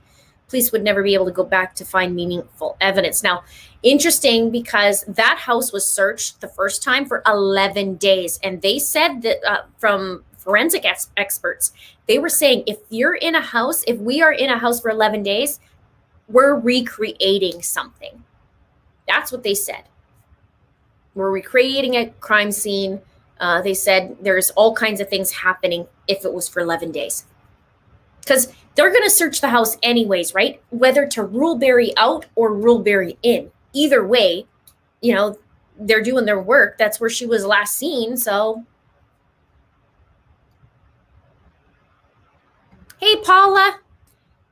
Been with me the whole time. I'm in Lethbridge. Wonderful. So we'll see once we get with Marshall Iwasa what we're going to do. That would be awesome.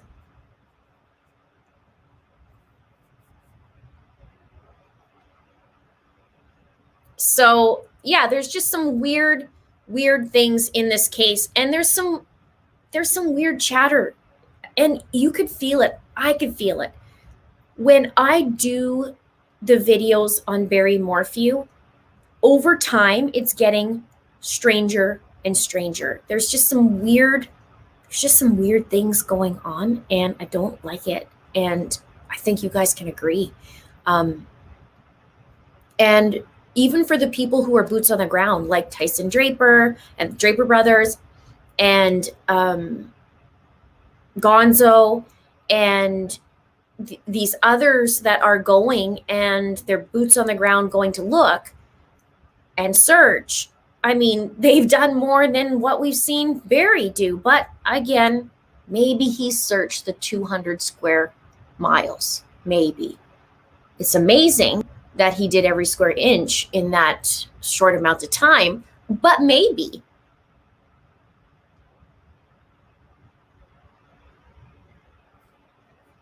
But he did lie.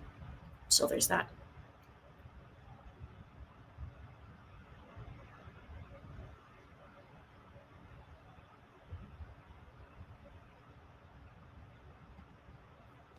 Harry says, hi, Linda. Thank you for doing what you do and for being a beautiful, kind, and humble human being. Bless you and your family. Healthy Christmas too, and a peaceful New Year to you as well. Thank you very, very much. Thank you for being part of the community.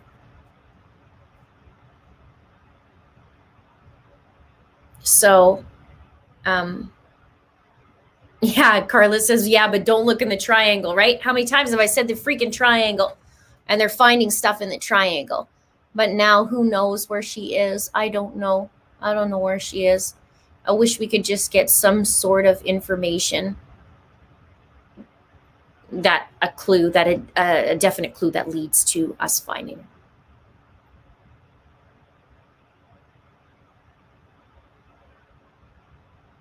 So thank you, Lynn, for the super sticker. Thank you. Where is Mr. Linda? I think he's hanging out with my little one. I believe he is. Well, maybe not. Maybe he fell asleep. We're not listening to him snore though, so that's good. Maybe he'll come by. You know what? I'll text him if you guys want to say hi to him. I'll text him. And then we can see. I don't know if he will or not. Because sometimes he falls asleep when he puts my little one to bed. Our little one to bed. Okay. Now, when we talk about Barry as well, if you see it as a whole, like not the details, but just maybe the details of the timeline, like they moved out in 2018 and she's missing 2 years later. She's going from Indiana to Colorado to this tiny little town, and it's beautiful, but it's isolated. Her brother was worried that she's lonely. There's chatter about him being controlling and very, very controlling and abusive, and there's a few things there. And so then you see some weird stuff. He's getting angry and not searching and just a whole bunch of reasons, okay? So it's kind of convenient that, maybe the convenience is not the word, but it's interesting how if he is a controlling guy, which we believe he is, if he's controlling and if he's abusive, however that looks, what they tend to do, these types of people will control by isolating, separating them from family. Now, maybe he didn't do that. Maybe she wanted to move. But it's possible. And she gets isolated. And now he's in control of what goes on. She's in the bubble. And she's missing.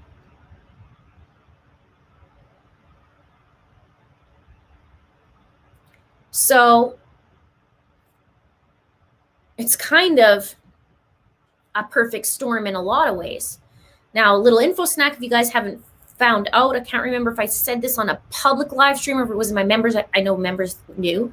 But Barry was at the fire on the Monday before Suzanne went missing. So I did a video on a fire that happened on the Monday, and it happened at mile marker 207, which just happens to be just outside of the triangle, where he said they already went and checked that out. So that's been confirmed. He was there. Strange things about that to get information. I can tell you that.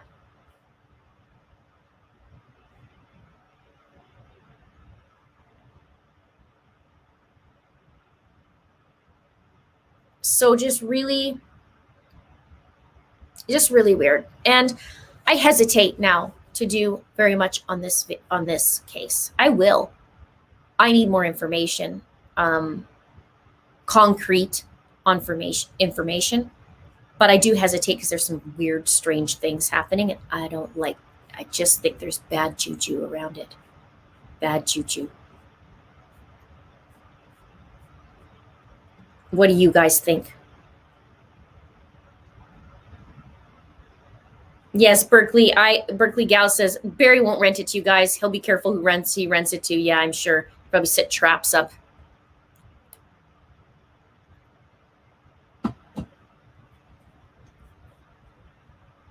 I'm so glad you guys are hanging out tonight. This is fun. Well, isn't that a very, very good question? I don't know what they've done. No noisy muffler man tonight. No. Caroline, nice to see you. I'm just going to see your... There you are, super chat there. Thank you so much. Do you think Suzanne will be found ever? I know we all hope so, but do you think she'll be found? Love this channel. I'm so glad you're part of it. Thank you for the super chat. I don't know. I hope she's found. I don't like the fact that it's been 7 months. I think Barry's smart in a lot of ways. I think by perfect storm, I think let's look at him. He's an expert tracker, from family members say. He's a firefighter. He's a landscaper. He's a athlete. And he's a hunter. So he has skills. But we did see things get hit on by cadaver dogs in the triangle and other areas. But yet, nothing's been found that we know of. I mean, the authorities probably have a few things, you would think. I don't know if she'll ever be found. I think if this was him, I think he has a pretty good idea of how to, maybe the skills needed, if that's the word. Oh, and he has a bobcat. Let's talk about that too, because it goes with the landscaper. He has his trusty bobcat. That combination, he has some skills. I don't know if we're going to find her. I hope they do find her. I hope they do. Maybe it's just a matter of time, but I don't know. I don't know. I don't think he has it in him to say anything anyways. Says Sarah says, ew, don't say he has skills. Well, he does, but I know what you're saying.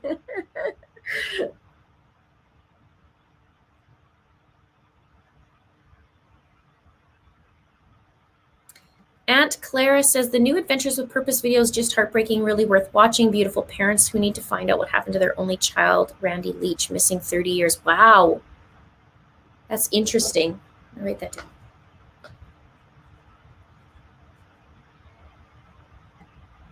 I did that video on Lida Southard. It's 100 years old that was solved, but that's just interesting to see that and the correlation between Lori Vallow Daybell. I'd like to do some other videos like that.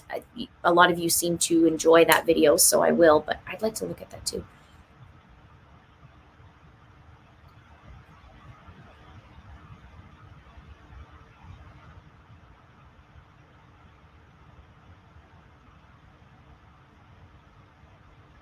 All right.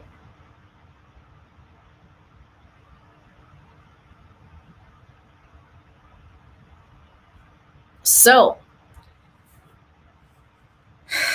we'll just leave it at that with him. And we'll go on to Lori Vallow Daybell, because this is quite the week for them. There's been some fisticuffs with Mark Means, who's Lori's lawyer, and John Pryor, who's Chad Daybell's lawyer, and also Rob Wood responding to the ridiculousness of Mark Means and John Pryor. And there's more. So for those of you who haven't heard or watched, Mark Means filed a motion to disqualify Rob Wood. John Pryor decided to take a look at the motion, edit a little bit, and upload it, file it, and saying the same thing. So what they're saying is Rob Wood coerced two witnesses, and they have audio, they're saying, of it.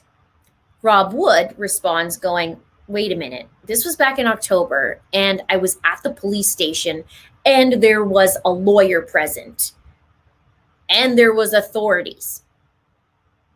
And the audio that you're saying seems to have been edited or clipped in some manner, or edited, and he said something else. And so they went to court at a closed hearing on Friday. I don't know what's come of that. However, there is an order to seal, because they were asking for it to seal. So that was from the judge, order to seal. And it was by phone. Anyways, there's that, December 15th.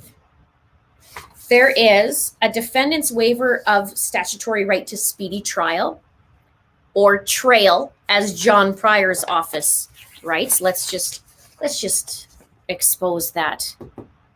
Yeah.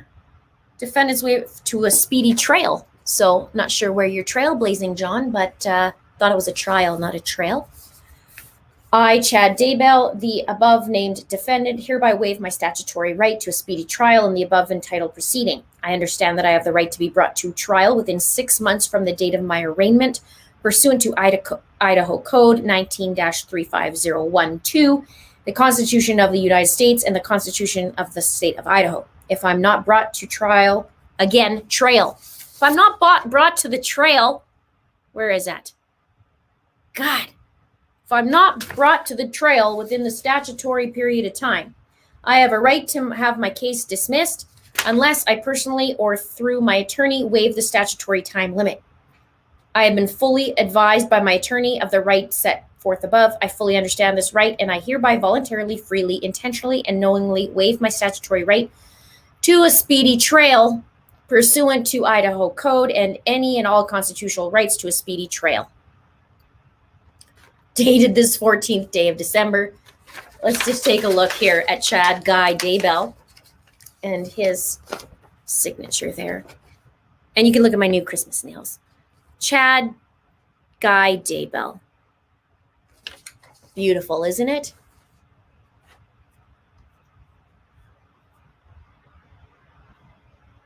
So there's that. And then there's the order to close the hearing that was done on Friday, I think it was. I don't know what happened in there. And the order to seal. So there's that. And Chad waived his right to a speedy trial. So you guys are, yeah. It's just terrible. Yeah, no one proofreads this, like I swear. And if you watch my video the other day, John Pryor literally was like, pass me that, I want to take a look, and then added some things on it, added some allegeds, and it's just like a dumpster fire with all this stuff.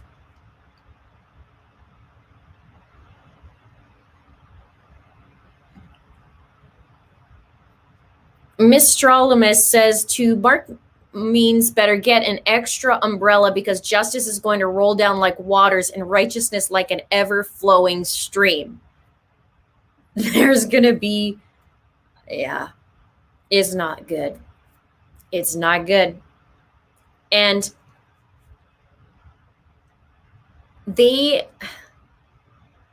I understand, like, defense attorneys need to do what they need to do.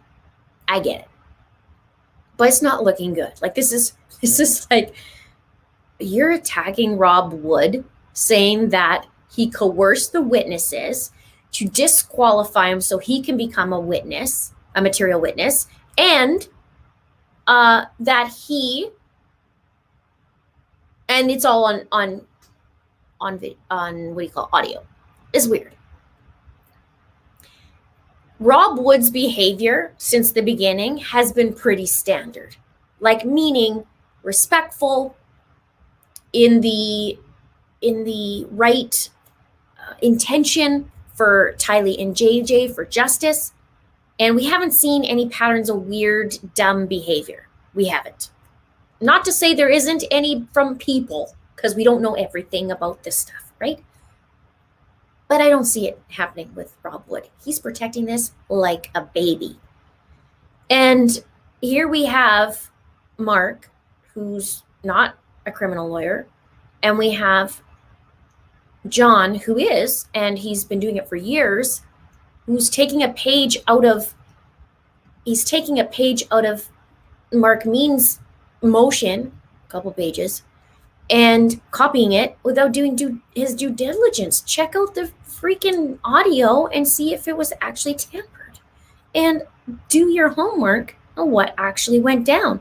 And Rob Wood said in his response, I wasn't once told from the other lawyer that I was coercing or any of that, et cetera, et cetera. So.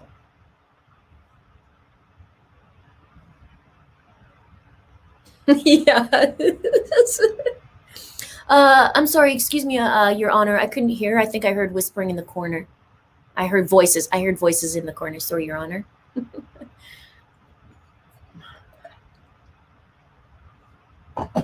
Idaho Trail, guys. He's waiving his right to an Idaho Trail all the way to Boise, which happens to be where Lida, the serial killer, the female serial killer, went to trial 100 years ago. Please put it in Boise. Please put it in Boise. Let's see. Oh, you guys are doing that. Where did I see that trail of error?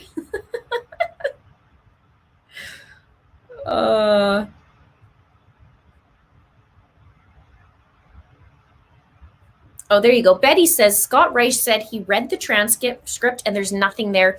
He said, if you were a lawyer and you attack the DA like that, you're going to be in a whole lot of trouble.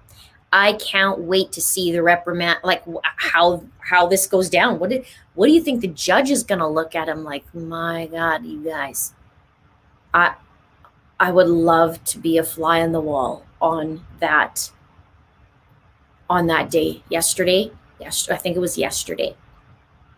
I'd like to see that transcript. Do you guys know, is that available? How did Scott, I'd love to see that. That'd be pretty gutsy too, to actually do something to that level.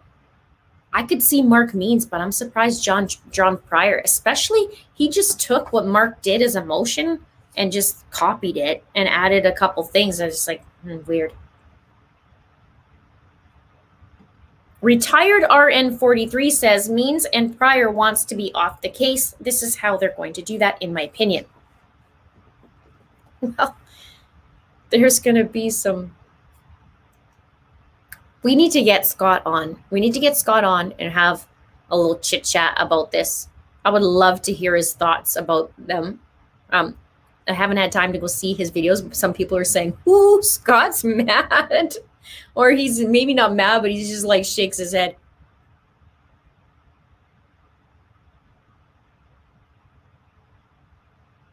Yes, I remember that, Carolyn. Michael Dennehy. I remember that. Still not found. I haven't seen him in a long time. I remember being in school and having his picture.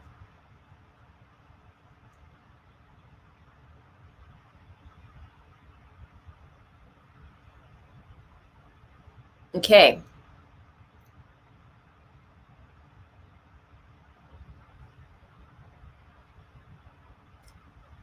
The speedy trail of evidence that Chad and Lori left is what got them where they are. Angel Girl likes my nails, and she wants to know, I ordered them online from Impress, but you might be able in the States to get them from Walmart or Walgreens. You guys have down there?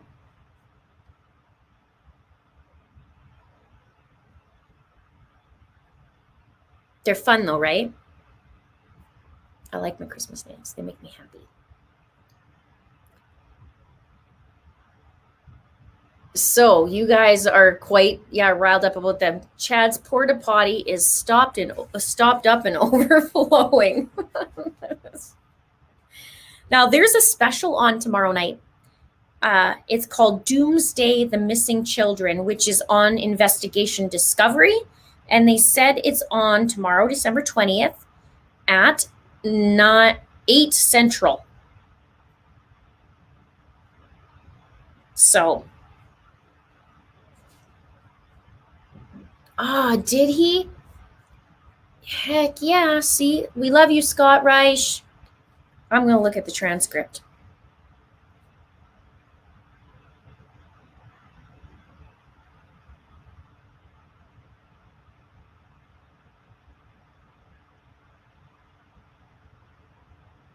Yeah, okay, let's look at the suppression order.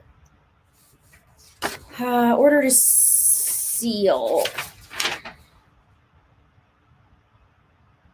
Okay, this one says on December 15th at the prosecution's request.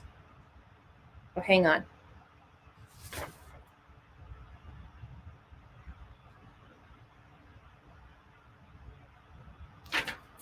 Upon review of the motions and good cause have been shown, the court makes the following findings.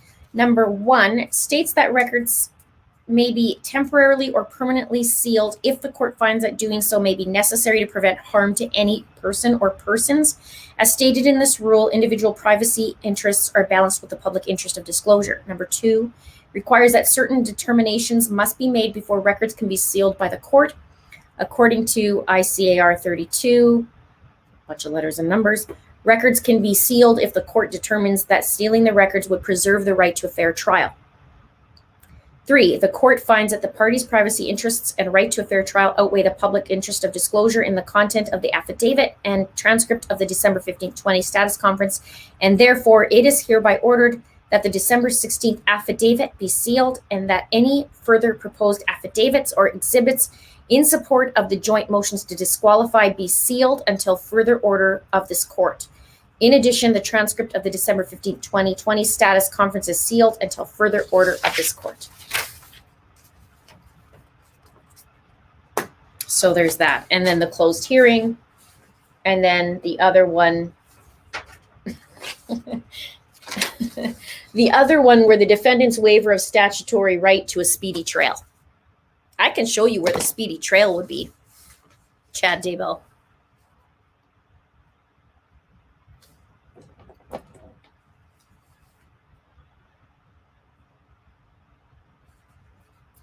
Carrie Lynn says we should have a special live for 144,000 subs. We will. I wonder when that's going to happen. Maybe in January or February. Maybe. Did I write down? I think I wrote down transcript. There's another motion. I did not see it. Let's take a look. You guys might be the first to see it. No, I think I saw all the ones, and I read the other one, his motion. I read, let me just look.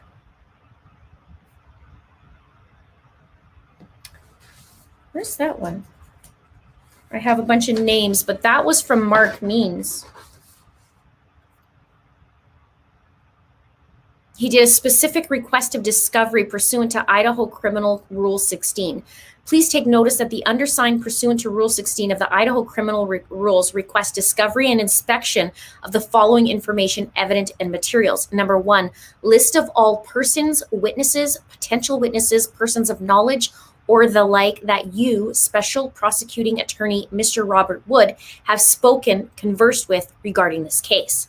Please include, but not limited to, the person's full name, date, and time of conversations, specific statements of said conversation, location of said conversations, substance of conversations, method of conversations, for example, telephone, text, email, FaceTime, face-to-face, etc., during of said conversation, and persons in attendance and or involved in said conversations. Please produce all records of said communications, tangible or intangible, including but not limited to recordings, text messages, emails, phone records, voicemails, pictures, videos, or the like. Also include any and all identifying information for persons present and or included in said conversations or in proximity of said conversation. What do you think he needs to do? It's all about a conversation. Please identify the attending person's full name, address, employment position, telephone number, and other identifiable information. Now here's where he has a list. It says, this request specifically includes the following, but not limited to said persons: Lori Vallow Daybell, Chad Daybell, Alex Cox, Zulema Pestenas, all Daybell children, Tammy Daybell, Adam Cox, and children of Adam Cox, Colby Ryan, Kelsey Ryan, parents of Chad Daybell, parents of Tammy Daybell, parents of Lori Vallow Daybell, Melanie Gibb, Summer Shiflett, and any of her family members, David Warwick, spelt wrong, Larry Woodcock, Ethel K. Vallow Woodcock, April Raymond, Annie Cushing, Melanie Boudreau-Pulowski, Ian Pulowski, Brandon Boudreau, Heather Daybell, who's the sister-in-law of Chad Daybell. Apparently Mark got it right because John Pryor said it was the sister, who was Heather Daybell, but it's not. Matthew Daybell, brother of Chad Daybell, and persons associated with the group entitled Preparing a People, persons associated with the Avow website, and any and all persons subject to description above. That was the 17th of December by Mr. Mark Means. So there's that.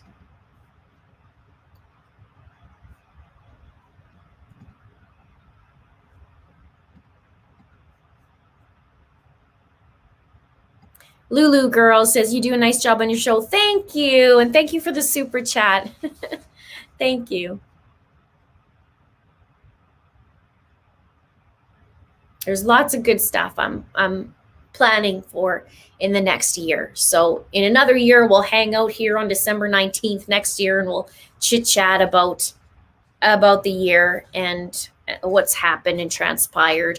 Crazy thing is, like I said earlier tonight, I covered 30 cases this past year, 209. This would have made 210 videos that I did in the year, and 8,300 hours of video and 13.8 million views. It's just crazy to me. It's just crazy.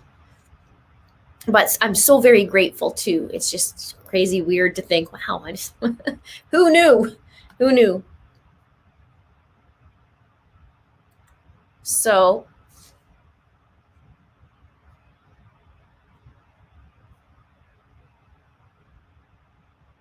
Max says he did not waive his right to a speedy trial. He waived his right to a speedy trail. No off-roading for the Chester. But isn't this pretty funny? Because we know Chad to be a runner, right? And here he is waiving his right to a speedy trail because Chad always runs. John Pryor's like, my client doesn't run. Really? Because he's seen running from the cops, not once, but twice, possibly 3 times. So he's like Speedy Gonzalez, the road runner. He's like the road runner. That's what he's like. Me. Freaking Chad.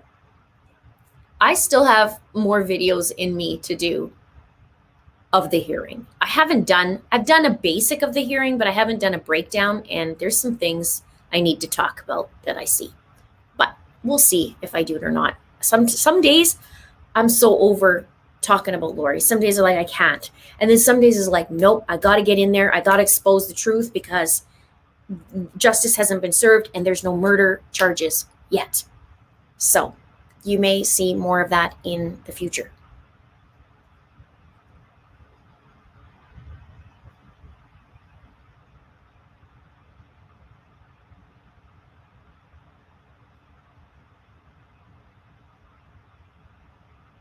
Yeah. Mom 23 Kitty says, wow, that's a lot of work and time. It is. And you know what's crazy is that's only the finished product that you guys see is 8,300 hours. I actually put hours and hours and hours and hours of research for my videos. And especially the pattern ones, like I sit and look at it and then sleep on it, come back to it, figure it out. And some videos are extremely long, and I edit and I do thumbnails and. So there's a lot of hours, but I'm very grateful, very grateful. And how cool I get to do this on my own, what do you call it, like creatively, while still helping people. I hope to be helping people.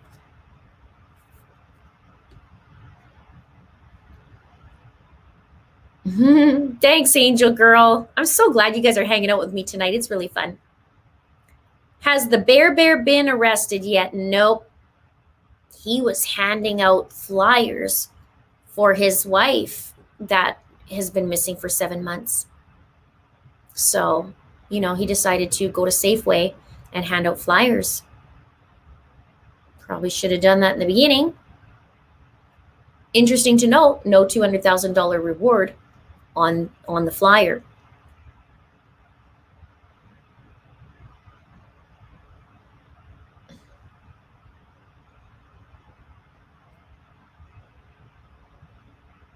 So Sherry says you need merch that says Speedy Trail. Oh, I think there might be an emoji coming. I'm writing this down. You guys. You know when the emojis come out. Okay. Speedy Trail. Oh, you guys. Sharon says, means latest is for judicial protection order for defense. I did not see that. Thank you, Sharon. You guys are bringing me info snacks tonight.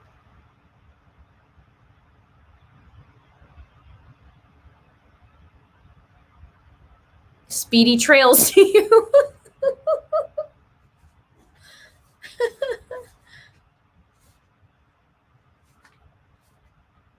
Oh, you guys.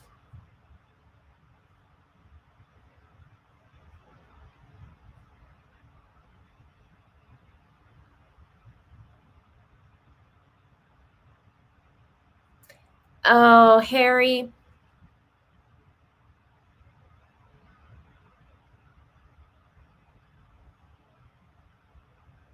Yeah, I'm really, really very sorry about your fiance and the pain that you are going through. That was quite a while ago, and I'm sure the pain is like it was yesterday. Really sorry to hear about that. Yeah, one of the things that I think about people who are going through this, and I don't know firsthand, obviously, what that feels like, but I do think quite often about the families. And one of the things, too, I mean, just in the cases that I was talking about in the last year, all these people and the 30 cases, I mean, some are still missing, so we don't know, but the families are in hell. They don't have their family member. They can't see them. They can't be with them. Like Vanessa's mom is saying, all I have is pictures. That's all I have now of my baby. And it's just awful. It's just awful. People are so miserable with their own life that they have to go and hurt other people. And I heard this one quote. Yesterday, 2 days ago. And it says, hurt people, hurt people. And it's like so true. So true.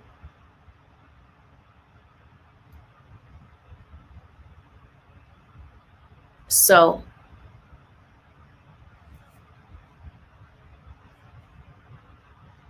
this is a good point.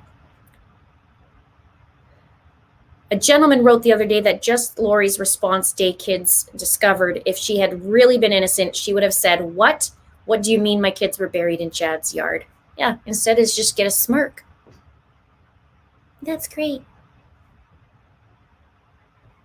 Hello, Jessica. Glad you can catch me live and us and 1,300 other people tonight. And thank you so much, Ava, for the super sticker. Nice to see you. I haven't seen you in a while.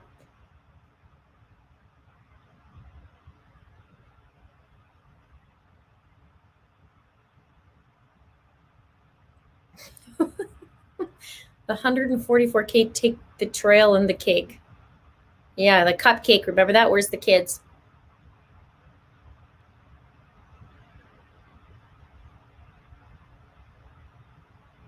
Oh, this is a good idea. Maybe Sunshine says, I think it would be nice to have a thinking of you or praying for you emoji, Linda. That's wonderful. You know what? I have a little angel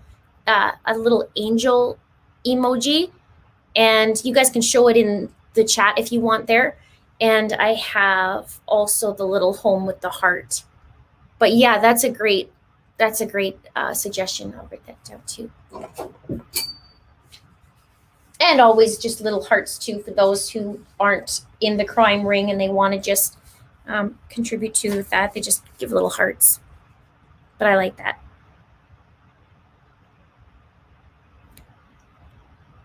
There you go. People are doing the angels.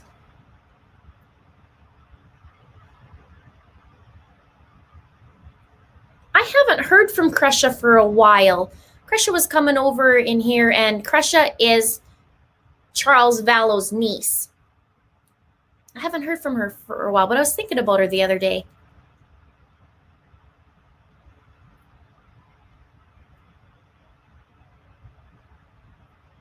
I would love to do a collab with Analytics. I'm going to ask her. I've been saying that for a while. I got to ask her. Hopefully she would want to be on. She's very analytical mind too. I like how she thinks. We're very similar in that, just really analytical. I do.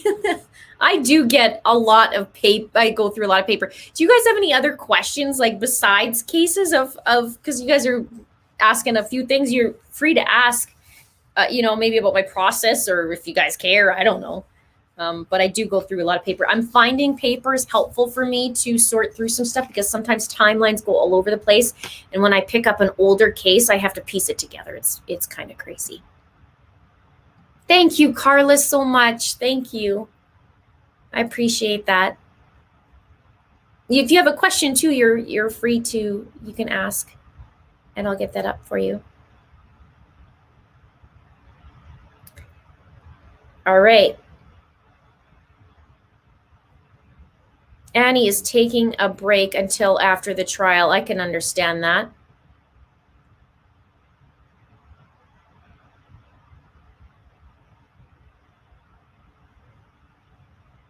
Do I do a timeline online? What do you mean, Teresa? I do timelines all the time online. I'm like, are you wondering just one big one, or?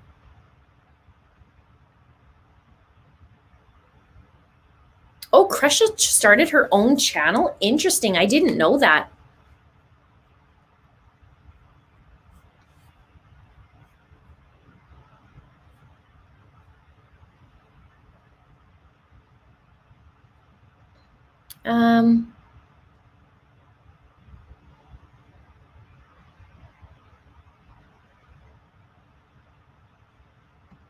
I'd love to know genealogy of timelines that Chad claims he was married with Lori. That's very interesting. Yeah, the BS is true. It's spooky, that Lida Southard video that I did. How many things line up to Lori? It was spooky. But that would be kind of interesting to look at.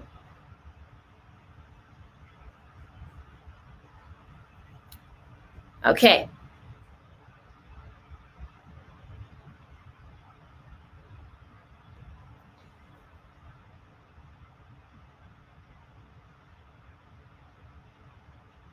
Oh, I don't, yeah, no, I don't have software. What is if you have a recommendation, girl, you go for it. I would love to know. I would love to know. Hey, Kim, welcome. Wow, last January, so it would have been my first month when I had the ugly yellow background.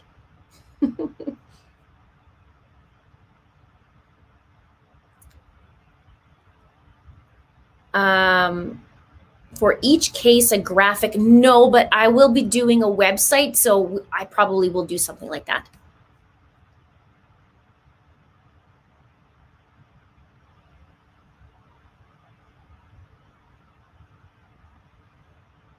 No, Letecia did not escape. She sure tried, but, well, she thinks she tried. She was measuring herself and wanted to borrow a broomstick.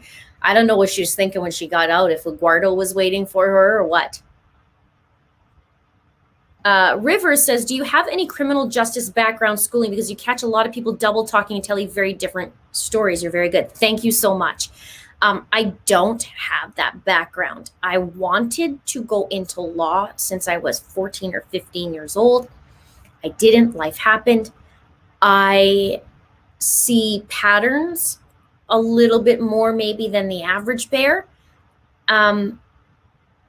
I can just see like statement analysis things, and I don't know, I can't explain it other than I'm nerdy.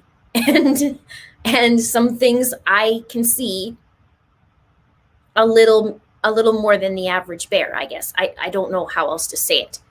But yeah.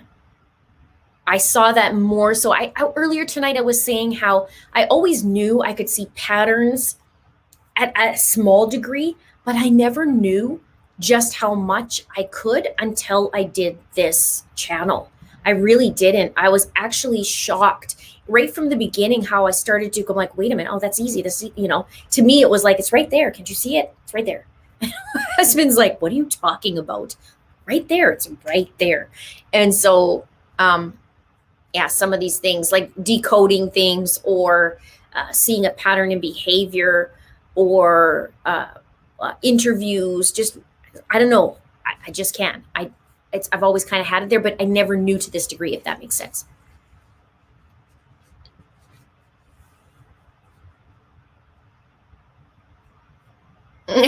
Sharon says, no genealogy I've ever done delves into that realm, but wouldn't that be interesting? I'm a huge nerd in genealogy. I love that. I think it's hand in hand, maybe. A lot of people who are interested in true crime maybe are also interested in genealogy, it seems. We can find Grandma Lucille. I wonder what she says to him this year. Okay. Oh, that's an interesting connection. Zelda says you see patterns because of your background in music playing piano. The piano is patterns. Okay, so I'll give you a couple little fun facts if you guys are interested. I the most I basically memorized was a 15-minute piece of piano music. And what I would do, but I didn't know this was a thing, but what I would do when I played is I visualized the sheet, and I literally could know when you turn the page and keep playing. So there's no sheet music in front of me, but I'm playing, and in my mind I'm turning the page and going through it. So I think it was 15 minutes worth of music, sheet music, and I would play it by memory. Now my music teacher was very strict. She was a German strict teacher. And if you had nails, like there was no nails like this. If you had nails clinking, she'd go get out the clippers, and you're like, these are you're gonna get clipped. But I used to have that kind of memory. And one of the things that I also have is you can play me a note on a piano or on a guitar, and I can tell you what the note is. So I have what's called perfect pitch. So I could hear it and I could tell you what it is. So that's kind of my nerdiness. So interesting that you relate that. I love that because it is patterns, isn't it, in piano? I took quite a few years in it. I played for 17, 18 years. And I may be getting my childhood piano, in the next 2 months. So if it'll make it here, I don't know if it's going to make it here. It's kind of old. It's old as I am. Wait a minute. Wait a minute. I'm saying it's kind of old, and then I'm saying it's old as I am. That's not good. That is not good.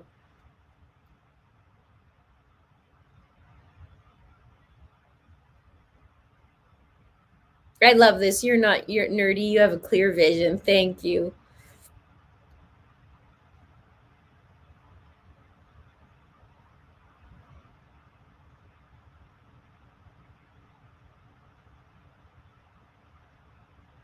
Good night, Sarah. So, guess who's here? We've got a visitor, friends. Guess who's here, you guys?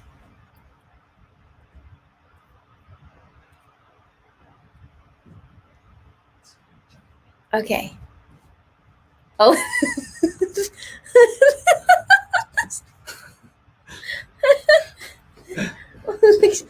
Hi, buddy. Want to say hi? No, I'm sleepy. Okay, my husband brought him in there just to joke with you guys. Okay, I'm gonna skish over because hubby's in here. Okay, I'm gonna squish, squish, squish, squish. Okay, here we are. Say hi. Hi. We're celebrating the 1 year, as you know. Yep. And I can't believe it's been a whole year. Jeez, 200 videos. I know, 209. Jeez. 209. It's crazy. I know. Oh, you guys never seen the husband before. This is Mr. Linda. You guys have seen me before. Now what? Pop in once in a while. Haven't. He's celebrating. He's not. We haven't. Have you done that? Maybe once before on public live stream? What? That you've been on here. Oh, I've been on a couple times. Oh. Oh, yeah. He looks like an investigator too, purr.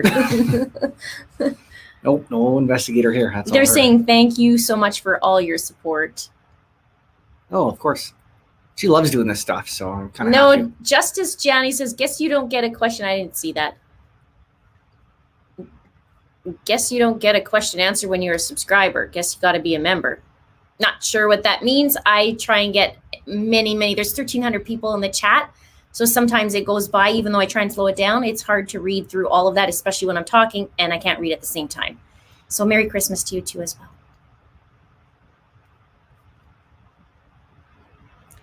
well. Software. Okay. Thank you so much for the suggestion. Software. Thank you, because that could probably help me a lot. Ooh, hello, Mr. Linda. All of a sudden I need CPR. Just kidding. Linda, love you. All right, so he's on. Is it snowing up there? No, it was actually not bad. Oh, where are you going? Yeah, Merry Christmas to you as well. Oh, that one's good too. Oh my gosh, he's taking over the computer, you guys. I have to see something. I saw a good comment here. Oh. Yeah. We gotta breathe it out, you guys. Breathe it out. Woosah. Oh, okay, where are you going? Where are you going? That's the best comment yet, I think. Leave it to him. He's like, we gotta scroll and get that one.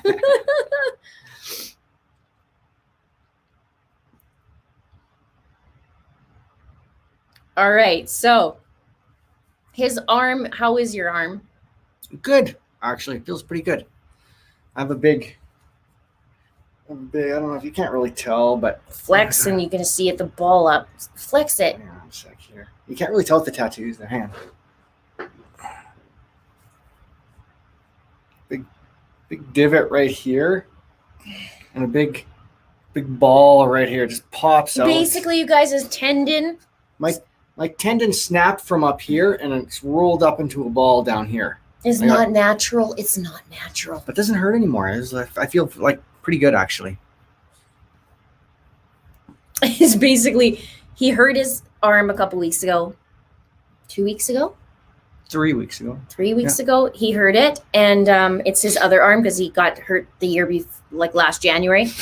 And he showed me. And when he first showed me, it was all balled up and weird. And I literally went quickly like this. Oh, it's not good. So we thought he was going to be actually. Yeah, I thought I was getting surgery for sure. I thought you were going to get surgery and be off for a while. So he's not.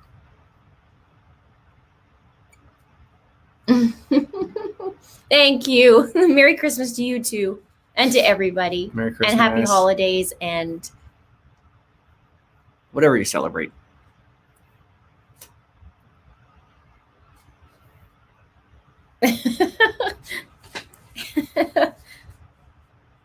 As you as loves you. Love you too. What's that? Or mean? love to. There's another person I think has seen that. Oh, okay. It's like Arizona. I don't know. What are the restrictions like in Alberta for Christmas? I'm in BC. We can't see family. Neither us either. We are stuck, and kids are off school. And for the first little bit, it's gonna be homeschooling. And what else? Basically, theaters are closed, restaurants are closed. What's open? Nothing. Well, no. Some stores, Walmart and stuff is open. Restaurants are open for takeout only. Right. There's no dining in. So that's good. Like all the small businesses are still open. Takeout only. If it's a shopping center, it's 15% capacity set by the fire department. So whatever the fire capacity is at 15% only. Theaters are closed. Any kind of large gatherings, theaters and like movie theaters and plays and stuff like that. Those are pretty much the only things that are shut down. I wonder if, my niece was able to go and rent like the movie theater with her kids, like privately. I think that'd be a great idea, but I don't think they do that here. Christy, right here, Christy B. So Christy B's in Manitoba. I heard about you guys. Total lockdown. Everything. Food only. You told me that they were only going to let you go around. Everything's like caution tape up, like a clothing rack is like wrapped in vinyl and stuff. You know, my favorite is though. My favorite is to go order groceries and go pick it up.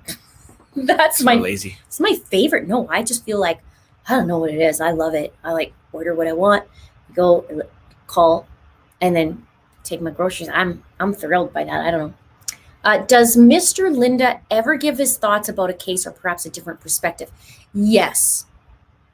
Not always. I told them about what I said to you about. Remember, I'm like, oh, all the missing people. What would you do if I went missing? And you're like, more than Barry Morphew. No. I'd like to give my opinion sometimes. My opinion kind of jives with her most of the time about some cases, but sometimes I have a more of a, I don't want to say clinical view of something, but more of a, coming from the medical field, seeing crime scenes, stuff like that, right? Like I don't know, seeing dead bodies, seeing stuff like that. I may have a different opinion, so I can give a different, a more objective opinion of something, I guess. So, Not necessarily objective. Subjective.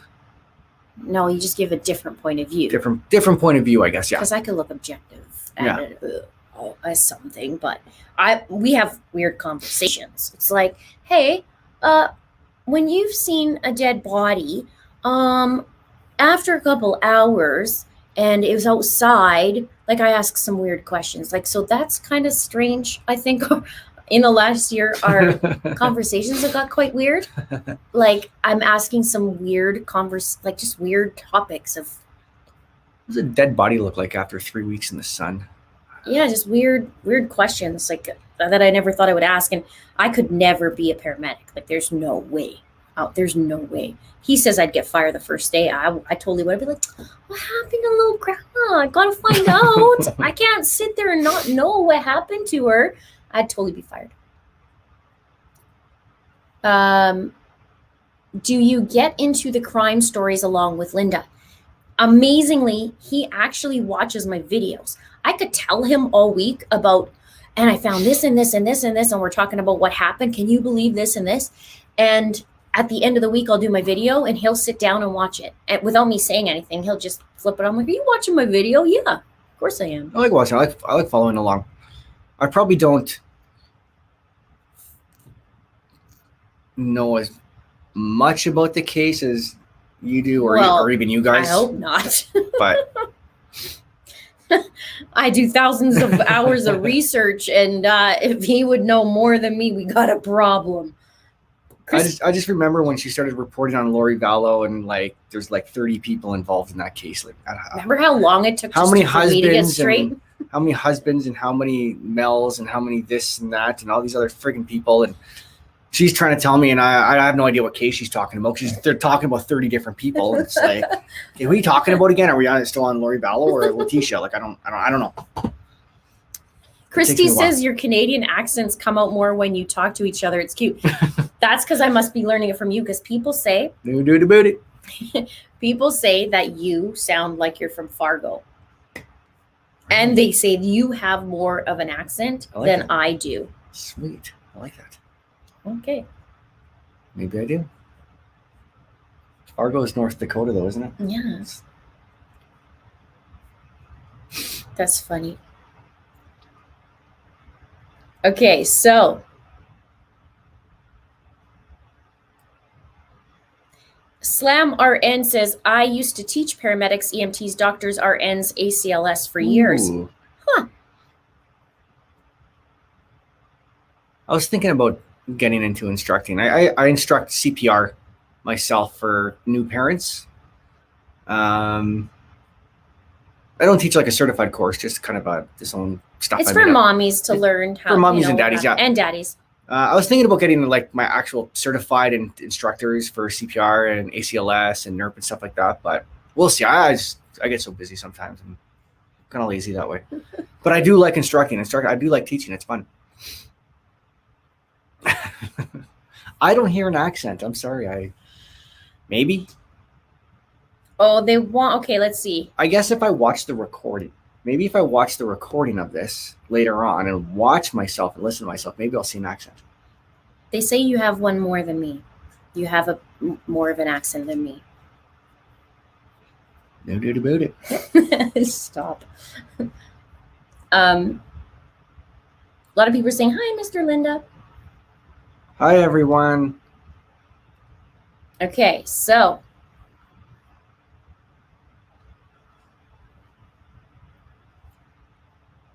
And Innocuous Adams says, I was a CPR instructor for primary care doctors and nurses. It was really fun. That's cool. Now, how long have you been a paramedic? 20 years? 18 years? 17 years? I've been in EMS since 2001, and I've been a advanced care paramedic since 2006. And I've been instructing CPR for about 6 years. And you're a CPR instructor instructing doctors and nurses. I hate going to parents' houses when their spouse is like a nurse, or especially they work in the pediatric ward or something like that. It's like, I mean, I know my stuff, but it's almost like I'm constantly looking at them to make sure I'm not wrong about anything. Probably rolling their eyes like, oh, here's this guy coming in. Like, why aren't you just teaching your own wife? Oh, the way you say about. About. How do Americans say it? About. No. About. Yes, I don't know. We're gonna have to sleep. I have no idea. We need some sleep. Oh, Rebel Girl says I have more of an accent. Oh, but you have a double ear infection, so there's that. Oh, you probably should go to the doctors. Little Red has a grandma at the tip of Lake Okanagan. Ooh. We love it there. We love the Okanagan. The tip would be Vernon. Ah. Mr. Linda will like this one. As an L&D nurse, I love it when the paramedics bring me a home delivery that they arrived at the scene at 5 minutes old and give me a what? Okay, you're laughing. I have no idea what she's talking about. Hey, Trisha, I don't know. I haven't delivered a baby in a year. I've delivered, including my practicum, which was in labor and delivery. I've delivered, I think, about 23 babies. I did 17 on practicum and then 5 in the field. I still don't know how to do a freaking APGAR score. I've got to look at my phone when I'm calling the nurse, be like, yeah, the grimace is 3 and no idea. I delivered 2 and they were my own. Yeah. Not going to hear the end of that one, are we? And a lot of weight. A lot of weight. All right.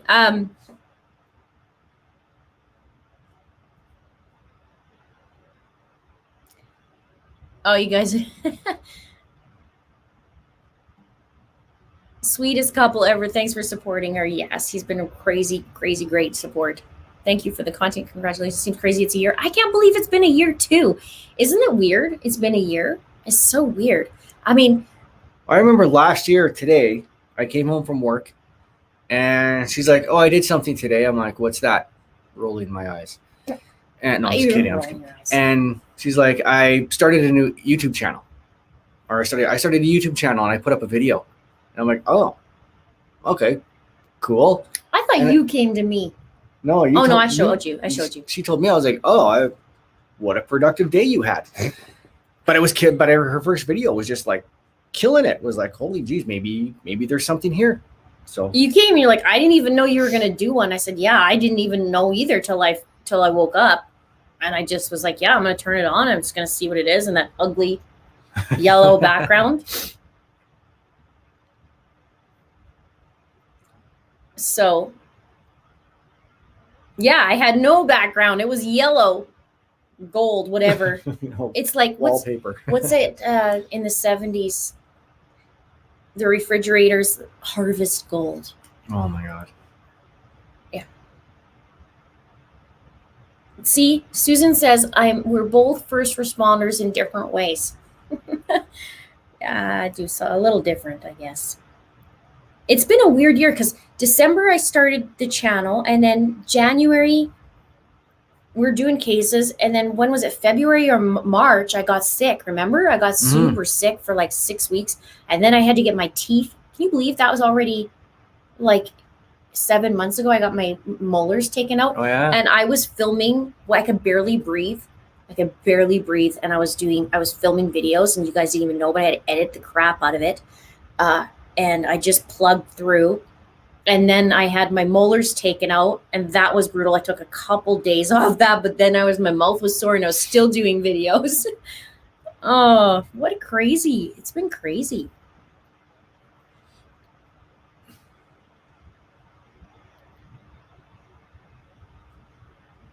My very first case was Heidi Broussard. She was the one who just had a little baby. She's from Austin, Texas. And her best friend basically kidnapped her and the baby, and she killed her best friend. And the baby survived and was okay. But the woman who killed her, Megan Fieramusca, basically was saying this baby is hers, and she had the baby in a private facility kind of thing, but she couldn't remember what the name is. And then all the mums in here are like, what are you talking about? I know exactly what the name is, where I was at. I was there how many times before. So just a bunch of crap. And she's still in trial. That was my very, very first case, and it just struck me. And then to find out after that it was her best friend that basically killed her and took the baby. I'm too young to remember Harvest Gold. Bless you, Carolyn.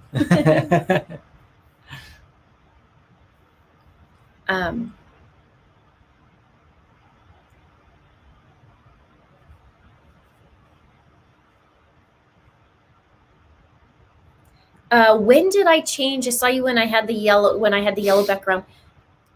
When did I change my background? Maybe May? No, it was after. Then. Was it? Yeah. You didn't have that. You weren't in that chair for too long, or in that. I feel like I was in there forever before I changed. Yeah, I think it was April or May, maybe. I bet it was April. I want to say April. Because I upgraded my phone too, so it was better. COVID situation, we're on lockdown. No family other than ours, obviously. No theaters. I'm actually thinking no about dine-in. Social distance, self-isolation at a resort or something, away from the family. I don't want to get them sick. So yeah, first one would be me.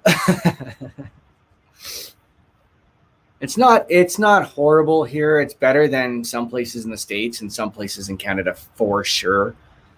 So it's not horrible here, but well, I guess we'll see.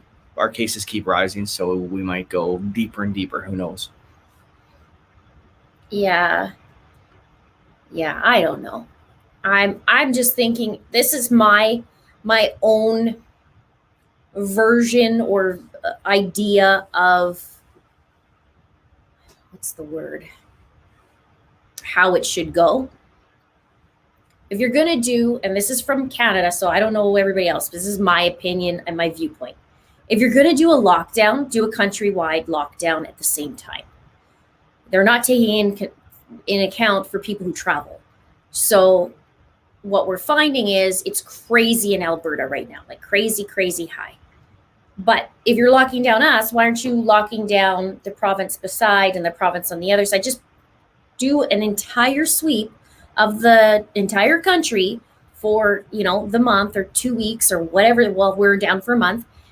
And then that's it. Instead of staggering it, and then you're prolonging this for years. That's my thoughts. That to me is, why can't I think of the word? It's the smart thing to do. I can't remember what I'm trying to say. So if we do that, then the numbers are going to go down. People aren't traveling and they're not carrying it to the other province.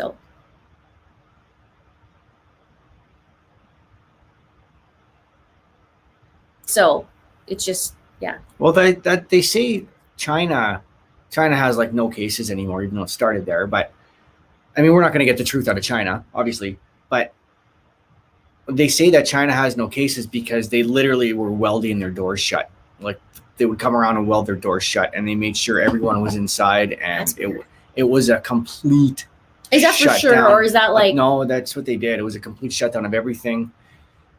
I still don't. I'm sure they're just not testing or saying stuff, but they're like back to normal almost. I think, from what I understand. Thank you, Jan. I see what she says there, and I just really, how you highlighted your comment. This is my comment. I get to highlight. Mr. Linda, your wife is a gem. She is. Thank you for being your partner. Thank you for being my partner, and I'm a gem. It's your pleasure, dear. So I don't know. People might get upset at the idea of a total lockdown, but I just think it's a no-brainer that way because then it's not so bad, March 26th was my new background reveal. I knew it was like March or April. I know. I told you this earlier. Wow. Who was right? Diane was right. March 26th. No, but I said it was. Or you said May. I said way earlier than that. I said April, didn't I? April or May. Okay, you get that today. Score for Craig. How many COVID suspected patients have you helped? I don't think any. So last January, before COVID was huge, became this thing, I injured my arm, so I was off till July. I was on light duties, so I wasn't seeing any patients. Then I was back on normal duties, and at the midsummer, so COVID was like at a low here, especially here in Canada. It's in Alberta, it's like super low. During the summertime, we only had like 1,000 active cases in all of Alberta. And we anytime they really call, if they have COVID symptoms, our dispatcher would reroute them to 811 to HealthLink. So call HealthLink, then you got to go to the drive-in to get tested, avoid the hospital type thing unless you're short of breath. So I don't think I saw any COVID patients, and we get notified if we do bring a patient to the hospital, especially if we didn't have proper PPE on or whatever. When they get tested at the hospital, we would get notified. And I've never been notified about having a patient. I've never had a patient who's had like really symptoms of COVID. I mean, I've had patients with nausea, but it's attributed to, a GI bug, or they've been nauseated for 3 weeks or something, right? Like it's nothing that's been COVID that I know of. But you also, to be fair, you were off work from February to September, and then you went back, and then you hurt yourself. February to July, and I was on regular duties for 3 months. Oh. July, August, September, and then I hurt myself. Oh no. No, you hurt yourself end of January was your accident. No, I know. I was off until July, and then I was back on regular duties for like 3 or 4 months. So weird. But I came back on midsummer when COVID, because it was summertime, so COVID was at a super low, and then I injured my other arm, got hurt again just as COVID cases were rising. So I've been kind of lucky. I've kind of skipped out on the whole COVID thing. So yeah, and even talking to some of the other paramedics who like, there was other paramedics I talked to that have been working this whole time, 4 days on, 4 days off, doing their 30 calls a tour or whatever. And even a couple of them were like, in 8 months, I've seen one COVID patient, so it's not with EMS. It's not, the risk is there for sure. No, but it's also situational. Like they could be just onset of symptoms, go to the doctor, and then skip a paramedic, and they just go, right? Like they just skip. For sure. Yeah. But from an EMS standpoint, we don't. Oh, I see. I personally haven't seen many. I know a lot of paramedics that haven't seen a lot, but there's other medics that have. So yes, Terry, that's the word I was trying to use. Holy moly. Can't believe I couldn't even remember that. Is Mr. Linda a little accident prone? Apparently this year. And my God, here's the thing, because he phones me a couple of weeks ago. It's like, you need to go into the merch, I think. And I'm like, okay, did you hurt your same arm? Because he's telling me, I was like, no, the other arm. And then I come home and I said, wait a minute, you're younger than me. You're younger than me and you're breaking down. What's going on? I was moving a couch. It's not light. With one arm. Like, you're trying to be a tough guy. You're younger than me. What is going on? I do have my tree up. I'm going to show you guys a picture of my tree. Mr. Linda can talk. Okay, let's see what we have here. Oh, here's a good one. Okay. Oh, dear. How did you two meet? We met online. We met on Plenty of Fish. Here's what I said. Here's what I said. They cleaned it up, okay? They cleaned it up when I met you. Because it wouldn't be on there. At least it wasn't Tinder. That wasn't even a live thing. No, it wasn't. No. I wouldn't do that. In my opinion, no judgment. You guys do what you need to do. For me, that wasn't for me. Good night, Ashley K. We met online, and I was like, I am not dating a guy younger than me. It's not happening. End up dating him, and then But I look married. older than her. I look older than her.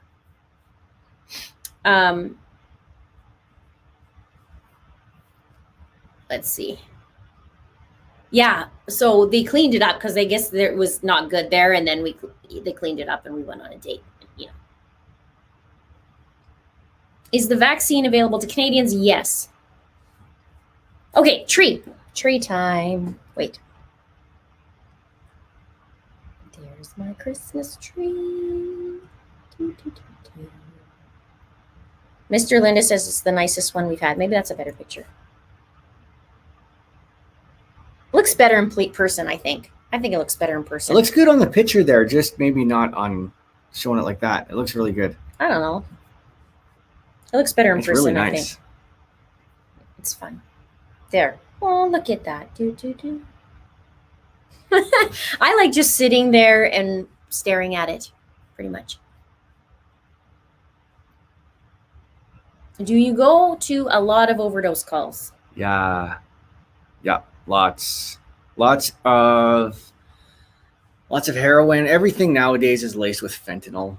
So we go to meth and heroin are always laced with fentanyl now, and so we're like daily. I'd probably say at least one a day. Some in a tour, I'd probably do about maybe 2 or 3 in a tour sometimes, depending on the part of the city that I'm working in. So it's getting really bad. Yeah. And there was a paramedic that didn't. What happened to him? He had a little bit on his uniform. Yeah, I don't know. I touched somehow it absorbed into his skin or something like that. I'm not too sure the full story, but he ended up at nighttime because he went home and his wife woke him up in the middle of the night and he was like blue lips and he was just his complete shutdown. His organs were shutting down and he's doing good now. He's back to work and he's doing awesome. So he's really healthy now. So that's good. But yeah, it's not stuff you definitely don't want to play around with. Yeah, it's not good. But they're always easy calls to do, right? Because you go to these guys, some of these guys, they overdose, they shoot up their heroin or whatever. And so they overdose, they stop breathing. We show up, we give them Narcan, or the police show up first and they give them Narcan, or the fire department gives them Narcan, whoever gives them Narcan. And by the time we get there, they're awake and they're like, yeah, I don't even want to go to the hospital. It's like, how do you describe that? Describe what it's like for a person to be on drugs and then given Narcan. What happens? Like, what do you see? Oh, they just wake right up. Depends how you give it. We usually give it like IM or intranasal. And so they're out. Their breathing rate is like 2 a minute. Their lips are probably blue. Like they look like they're toast. And you give the Narcan and within probably about 30 seconds to a minute, we just give them a good solid sternal chest rub and they'll pop their eyes while they're awake. Are they just like, hey, how's it going? Or are they awake and normal? Like awake as if they woke up in the morning? Awake and sober. As if they just woke up in the morning and had a cup of coffee. Wow. Yeah. And usually when you wake them up like that, they're like, well, I don't want to go to the hospital now. I'm fine. See you later. And would they be fine even though it reversed it? Like, would they be fine? Or is it, no, you should probably go get checked out? They say that the Narcan can wear off before the fentanyl. Oh. I've never seen that happen though with any of my patients or anyone that I've had. Even when I transport people and give them Narcan, I've never seen the Narcan wear off before the fentanyl or before the down or heroin or whatever. So I'm not saying it can't happen, but when they wake up and they're alert and orientated and they're able to answer your questions and their vital signs are normal and all that stuff, and if they refuse transport, there's nothing we can do about it. So. Well, that's interesting.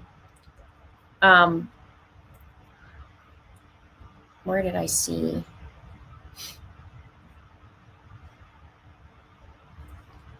Do you find that you've become desensitized? Yep. Big time. I don't really get bothered by. Here's the conversation. Things. Let's just give one little conversation. Here's how it goes. How was your day? Oh, yeah, this happened. You know that's somebody's grandma, right? That's somebody's grandma. He's just like, yeah, I know. Oh my gosh, what happened? He's just like, I would so be fired the first day. The only thing that really gets me are bad pediatric calls. Yeah. If I get a bad pediatric call, I usually take the rest of the tour off. Yeah. for mental health reasons, for sure. Just hang out at home with my family. But other than that, like, I don't know. I see, dead people all the time. Probably, weekly type thing. Or When you first went back on, it was like you hadn't in a while, and then you were going on in the first I think we week. had 3. The first day, I think you had 3 in the day, wasn't it? It was just crazy. We had 3 that tour, yeah.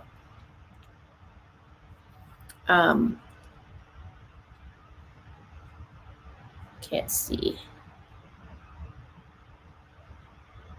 Do you end up going to calls on with the same people over and over? Oh yeah. We have our regulars for sure. I mean, we have our regulars from the vulnerable population, so like the homeless population. We have our regulars there. We have our regulars at the senior centers. We have our regulars. We have this one lady. Oh my God, I was she's going like, to tell you to say that. They'll like this story. I can't say her name. No. We'll Make up a name. Make up a name. We'll call her, I don't know, Lydia. I don't know, something. Anyways, she's like 98 years old, lives by herself, and she's like the cutest little thing. She has an anxiety problem, and she's like this tall, and she has a pet. She has a pet guinea pig named George, and she just lets George run around the house. And then in her pantry, she has a walk-in pantry, but she has a curtain hanging down, and she's got a couple birds in there that just fly around freely in the pantry. And she's the pantry is just one big like bird cage.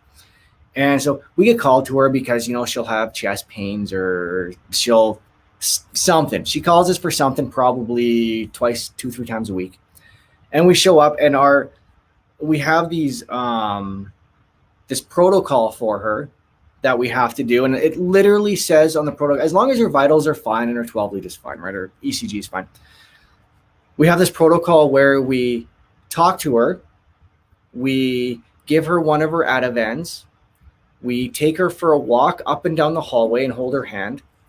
And we have to pay attention to her guinea pig, George. And so I know George very well. I love George. I pay more attention to George when I go there than I do her, because sometimes my partner's attending, right? So it's literally the funniest yet the cutest thing ever. And so she's a regular. Even our students, when I get a student, we're like, oh, it's only a matter of time before we get this person, and you'll meet her, you'll see her a couple times. And so. I love that story. That to me is like, oh. And then maybe when I'm 98, I can call and be like, we need a medic. Is there any medics that look like, I don't know, Ryan Reynolds or Channing Tatum? Close. It's like 11:45 and I have lunch on ready for the medic to come over. I'm feeling faint. Oh, you guys. That's so funny. Someone, I don't know where it scrolled to. Where? Mr. Linda, I got to ask you, during COVID, would you say it's okay to get a tat? I honestly, I have no idea. As long as if the tattoo artist is wearing an appropriate, face shield or face mask and gloves and is washing his hands and sanitizing, and you go in and you're doing the same thing and he's not coughing, you're not coughing and whatnot. I'm not going to tell you to go get a tattoo, but some people may or may not feel comfortable. I don't know if those be open. Yeah, I don't even know if they'd be open right now. That'd be a good question. But you're going to like this comment. Why does he look so young for Linda? Oh, I do like that comment. Thank you, No Name. Wow. He's not that much younger than me. I'm going to do this. Yeah, look at. There you go. He's only 4 years younger. Man. And I'm getting so young. Getting the grades. I'm not going to hear the end of that for like 10 years. 10 years. But his body's breaking down way sooner than mine. Just saying.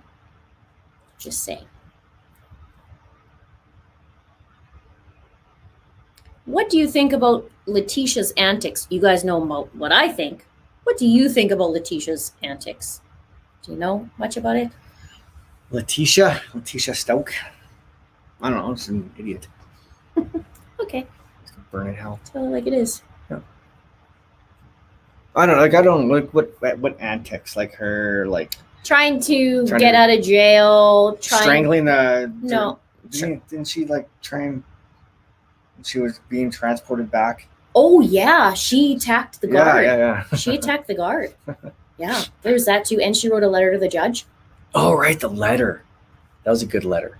That was good. That was a very, very heartfelt letter. Yeah, the age gap is 4 years. He's 4 years younger than me.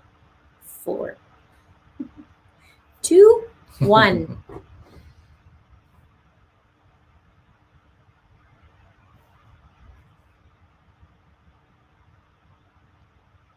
That's okay. I don't take offense if you look way younger than me.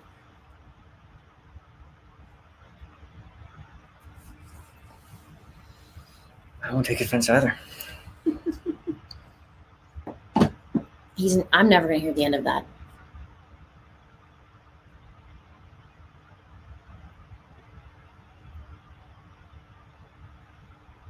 Hey, Christina, I haven't seen you for a while. How are you doing? See? There we go. Boom.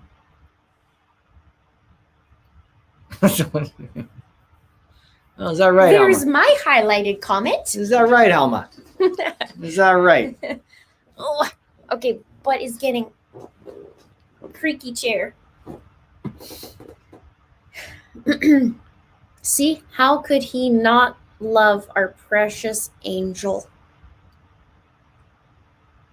How could you not love me? How do I not love you? I'm It's married just to you. This is you're hysterical. How could he not love our precious angel? You guys get to meet Mr. Linda. Well, I think some people have met you once before on the public live stream. I think it's once. You've been in some members. I don't know if you've been in maybe 1 or 2 in this. Public, I've done 2, I think. Membership, I think. Look at this. 3. This is just, and the hits keep on coming. Very lucky. Yeah. They did call you cute, so there you go. Oh, look it. I like that one. That's a together one. You both look not any older than 28. I did expect him to be a brunette, though. Yeah, I expected him to be one too. Well, my hair used to be total orange, like orange red. It was like fire engine red. Not when I met you, but when you were when I was younger. 18. It was like this. Okay, let's just highlight that. This was the color of your hair when you were 18. I feel like. Yeah. And some people loved it. They were jealous. Oh, I love red hair. But being a redhead growing up, I hated it. I burned. I step out in the sun and it was like a vampire. Just burn. My skin would sizzle. And now I actually tan pretty good, which is nice. And my hair. No, let's talk about this. Okay. When I started in my 20s, I started exposing myself to the sun more. Less sunscreen. I would give myself, I'm not saying it's healthy, but I'd give myself mini sunburns and I would start to tan. And over the last 20 years or so, I actually tan pretty good now. No, let's talk about this. Okay, we got to talk about this. When we went to Cuba, I didn't put on sunscreen once the entire time. Yes, you did. On the catamaran, I did. That's it. That's it. Okay, I didn't put on sunscreen once, and I had a pretty decent tan. It didn't even burn. Your version of tanning is legit. Like, I'd be like, "Oh my gosh, you got really burned." He's like, "I know, right?" But it turns into a tan. That's not how it works. That's how it works for gingers. Okay. Not how it works. They call me Daywalker. Oh man. Okay. Trump 2020 says, Mr. Linda, can you face charges for a call during your tour going bad? So if something goes bad, can I get charged type thing? Is that how you're reading it? Yeah. Oh, yeah. Yeah. I can be held accountable, definitely. We have to carry our own liability insurance now, which is new the last couple of years. So if something goes south and it's, poorly documented or someone filmed it with their camera phone or something stupid, I can definitely get charged. And yeah, And you can go to court too, just for yeah. like I can be held. questions. I can be held liable. Yeah.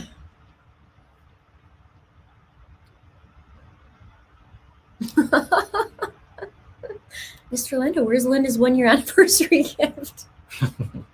Christmas. It's coming. You got me a gift for 100,000 subscribers. You got me the. Did I? Yeah, the necklace with the little key. I was gonna wear it tonight, but didn't match. Didn't go.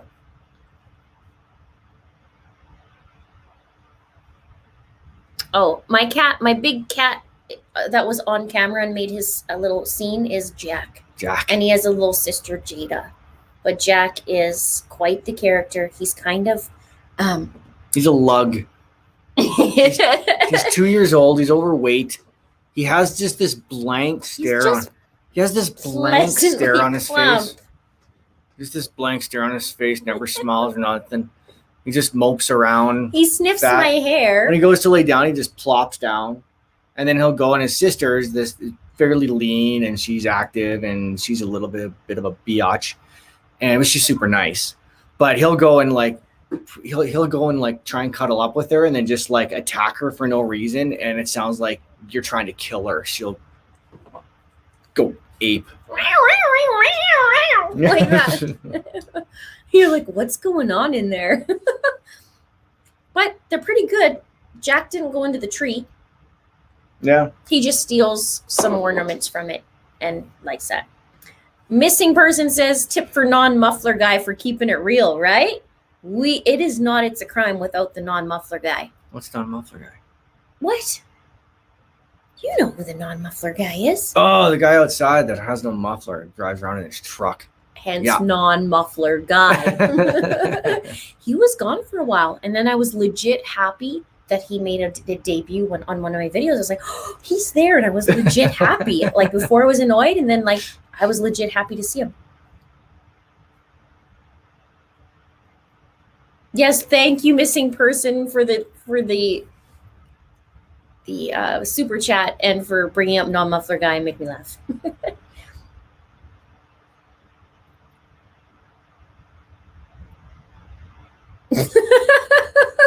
I have the same cat, the blank stares beaming information back to the mothership. He does have this weird, odd thing. He sniffs my hair. It's really weird. He just sniffs my hair. And it's just okay, enough already. What he does, he's such a needy cat. And he's always trying to cuddle.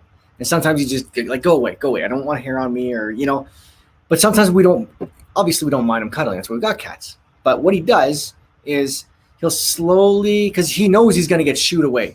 So what he'll do is he'll slowly. He's 20 pounds, okay? He slowly goes over to Linda, right? Slowly. He takes his hand, he does. One hand. Waits. Okay, no shoeing yet. Okay. Slowly gets his other hand. Okay, there. And then he flops his body. He flops down slowly. Wait. Not shoot off yet. Okay. Then he'll just move on. It's a 10-minute process. And he won't look. He doesn't give you eye contact. He just does this, and he looks like this. He's like, I just go really slow. He learned it from his sister. I go really slow, and then just whoo, and he relaxes into it. And he's 20 pounds. He's not buddy. You're not nonchalant. My other little baby girl, she's she'll look at me and she just stares at me like this until I look at her. And then I finally look at her, she'll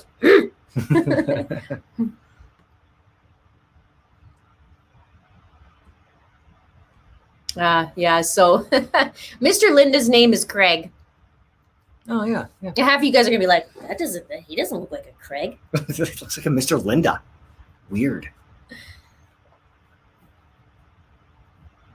Diana, there you are. Deanna or Diana?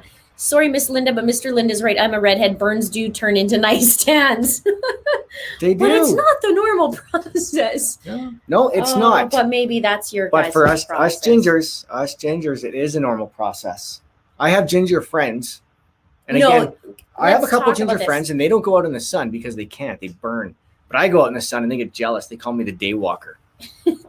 You have an abnormal amount of ginger friends. Like, Yeah. I thought they were more rare. You know, like you don't see a lot of people with red hair. But for some reason, they all flock to you. Like you have 5 or 6 friends out of, you know, like the whole group. They're all together. And it's amazing to talk to you guys because you guys all talk about it. You really do. You're like, okay, I need this kind of eyeliner. I got a special order, my eyebrow pencil to match. Like there's all kinds of crazy things that we wouldn't even know. I learn every day.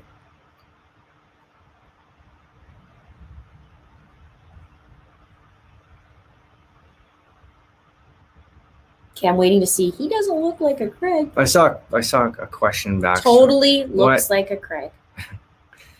Yeah, I'd say so. I don't know what the question was. Someone asked what color our son's hair is. It is nice and dark brown. He is a total brunette, and he's got his mom's skin tone. Olive skin. So it's gonna be a good looking boy. He's not gonna have to worry about burning while all your friends have a nice tan. Birds of a ginger feather flock together. We stick up for each other, especially on November 23rd. November 23rd. Let's kick a ginger day. What the heck, you guys? You guys are mean to yourselves. No, that's other people being mean to us. But you're taking that on. Well, I stay inside. Good night, Nancy Penny. And whoever's also saying good night. Oh, what do you mean when you say ginger? Ginger, oh, the red hair. He's a redhead. Ginger is a redhead. Although it's not as red anymore as it used to be. Look at that, hey? It's like blonde. Am I Portuguese? No, I'm Italian and Maltese. And I found out a little bit of Greek as well. Actually, a lot of Greek. Were you mostly Middle Eastern? No. Where did your DNA? I had like 10%, 10% Middle Eastern, but mostly Maltese and Italian. Yeah. And a little bit of Greek. I'm a ginger, and my birthday is November 24th. Hey, Tots, nice to see you. The day after. Pick a ginger day. Am I solving crimes with genealogy yet? Not yet. I would love to. You guys have no idea how often she talks about that. That's like her goal in life, is to solve a crime using DNA and genealogy and stuff. I'm fascinated by it. She loves it. I would have to talk to CC more, I think. Yeah. And how I would do that. Yeah. Yes, it's Mr. Linda for those who are just coming in. Is this Mr. Linda? Yes. Mr. Linda. Have I taken the 23andMe test? Yes, I have. I'm waiting for the results, and I hope to get them soon. I've been helping a cousin with their DNA, and she was adopted, so I'm helping her. And so I'm waiting. Man, we have been on for 3 hours now. That's amazing. Oh, geez. Well, I have. You've been on less than that.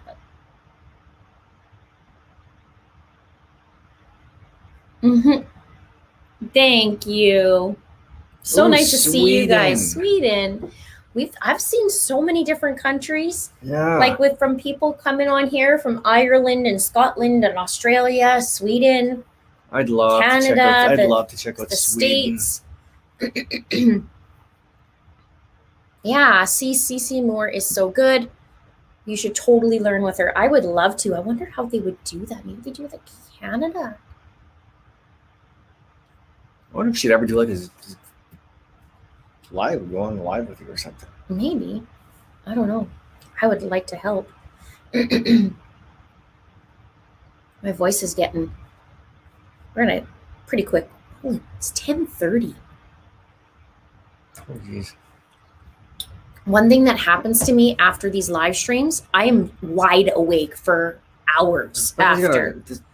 1,000-degree ring light shining in your eyes. Yeah, but it takes me a while after. It's weird. South Africa.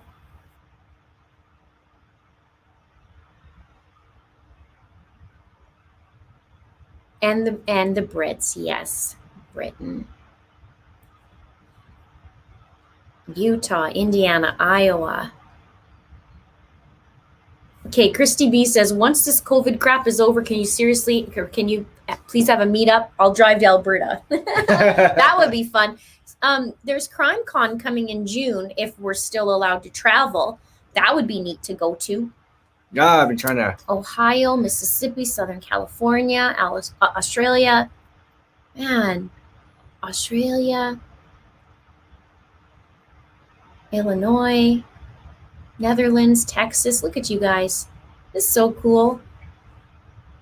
Colorado, Arizona, Oklahoma, Ohio, Washington, Utah.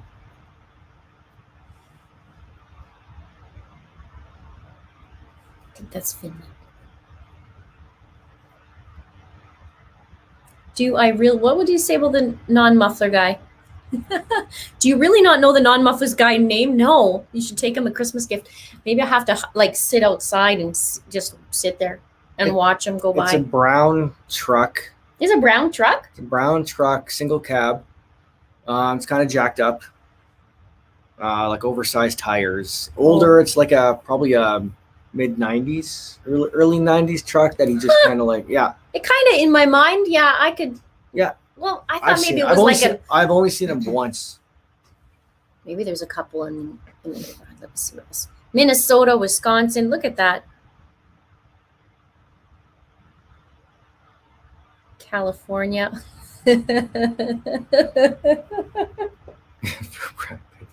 You know, the neighbor, Brad Pitt. Oh.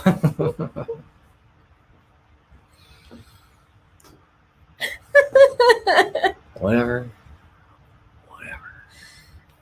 Maryland, Georgia, California. Sharon says, I've been a member since February, and the first time I've caught a live with Mr. Linda.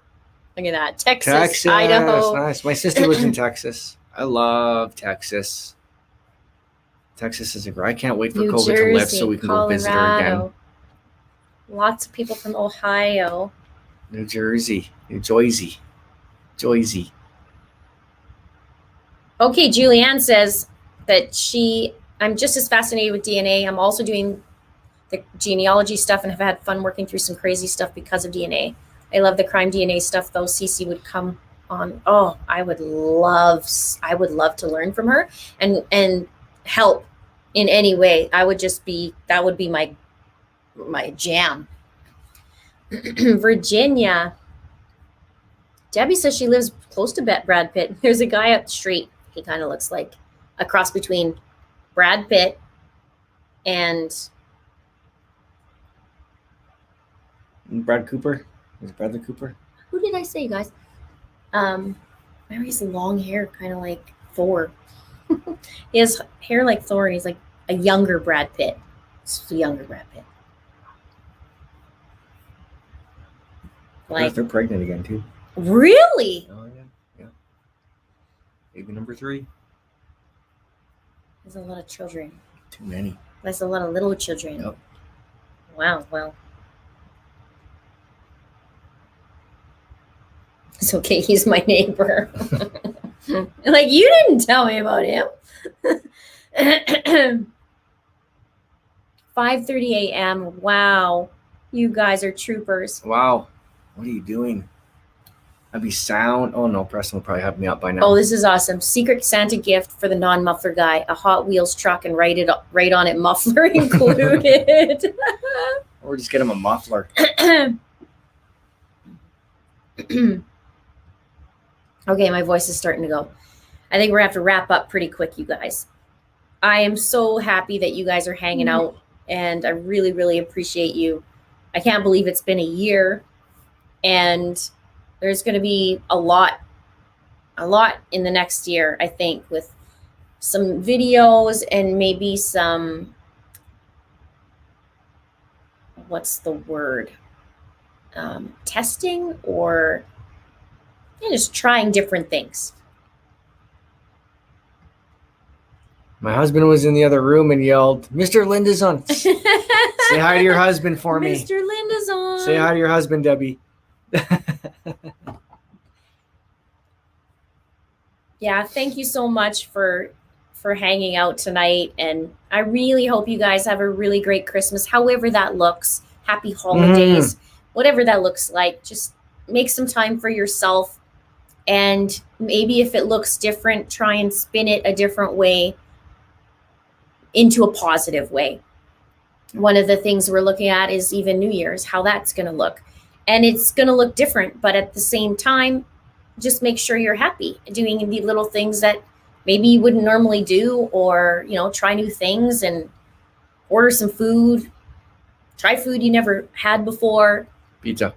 Do some things, like fun things that I find it fun for me. I really like it is every year I work on my goals for the year and visions. I'm nerdy again like that. I love that kind of stuff. And it's a really good time to reflect and see on the last year. And then I create a vision for how I want my life to look. And I'm going to actually be doing one for the channel, because I think that would streamline things a lot better and it'd get me excited.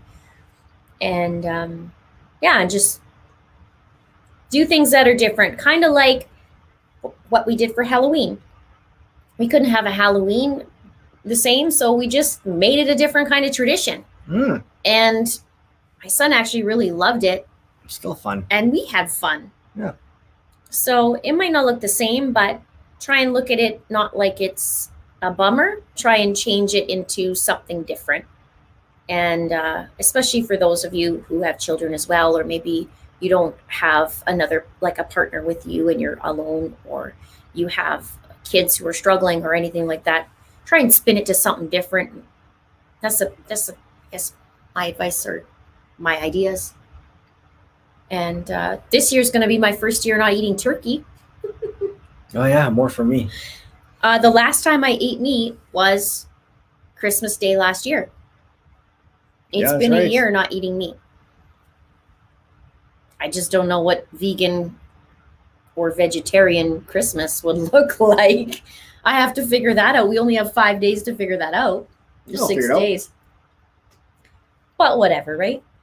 We got to make sure we don't tell Your Highness that turkey comes from the actual turkey bird. Right. Our little boy figured out, or I don't know who told him, but he figured out that chicken comes from actual chickens. He thinks that's gross. So now when we eat chicken, we just tell him it's protein. No, Daddy's eating chicken. You're just having protein. Oh, he's so sweet, though. He's like, I'm not doing that to a living animal. He's so cute, but not cute. Yeah, how's that meatball you had last night? It's not. Sharon says, hope we get some trails covered soon, which is, I was reading earlier, Chad's lawyer wrote trail instead of trial. And so it's pretty funny for a speedy to have the right to a speedy trial, but they put speedy trails, which is funny because Chad likes to run. God. So. What? On your video with Nora, Annie Cushing with Analytics left you a comment about collaborating? What? She did? Okay. Let's stop for a minute. We got to check before we go. I didn't know about this, and I check comments quite often, but I missed them. Yeah.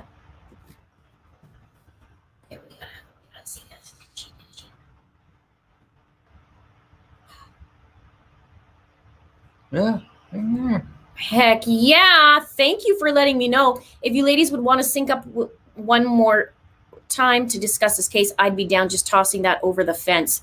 Heck yeah, Analytics. Yes, ma'am. Look at that. Thank you so much for letting me know that. That just made my day. Okay. Throat is sore. I have a video to do tomorrow, I'm sure. Okay. Or Monday. And thank you guys so much. We got to go. And thanks to Mr. Linda to hanging out with us tonight. That was fun.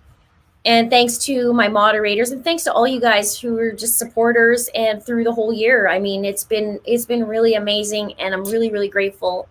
And it just makes things so much easier and better to be able to share this with you. So good night, you guys. Merry Christmas. Happy holidays. We will see you later.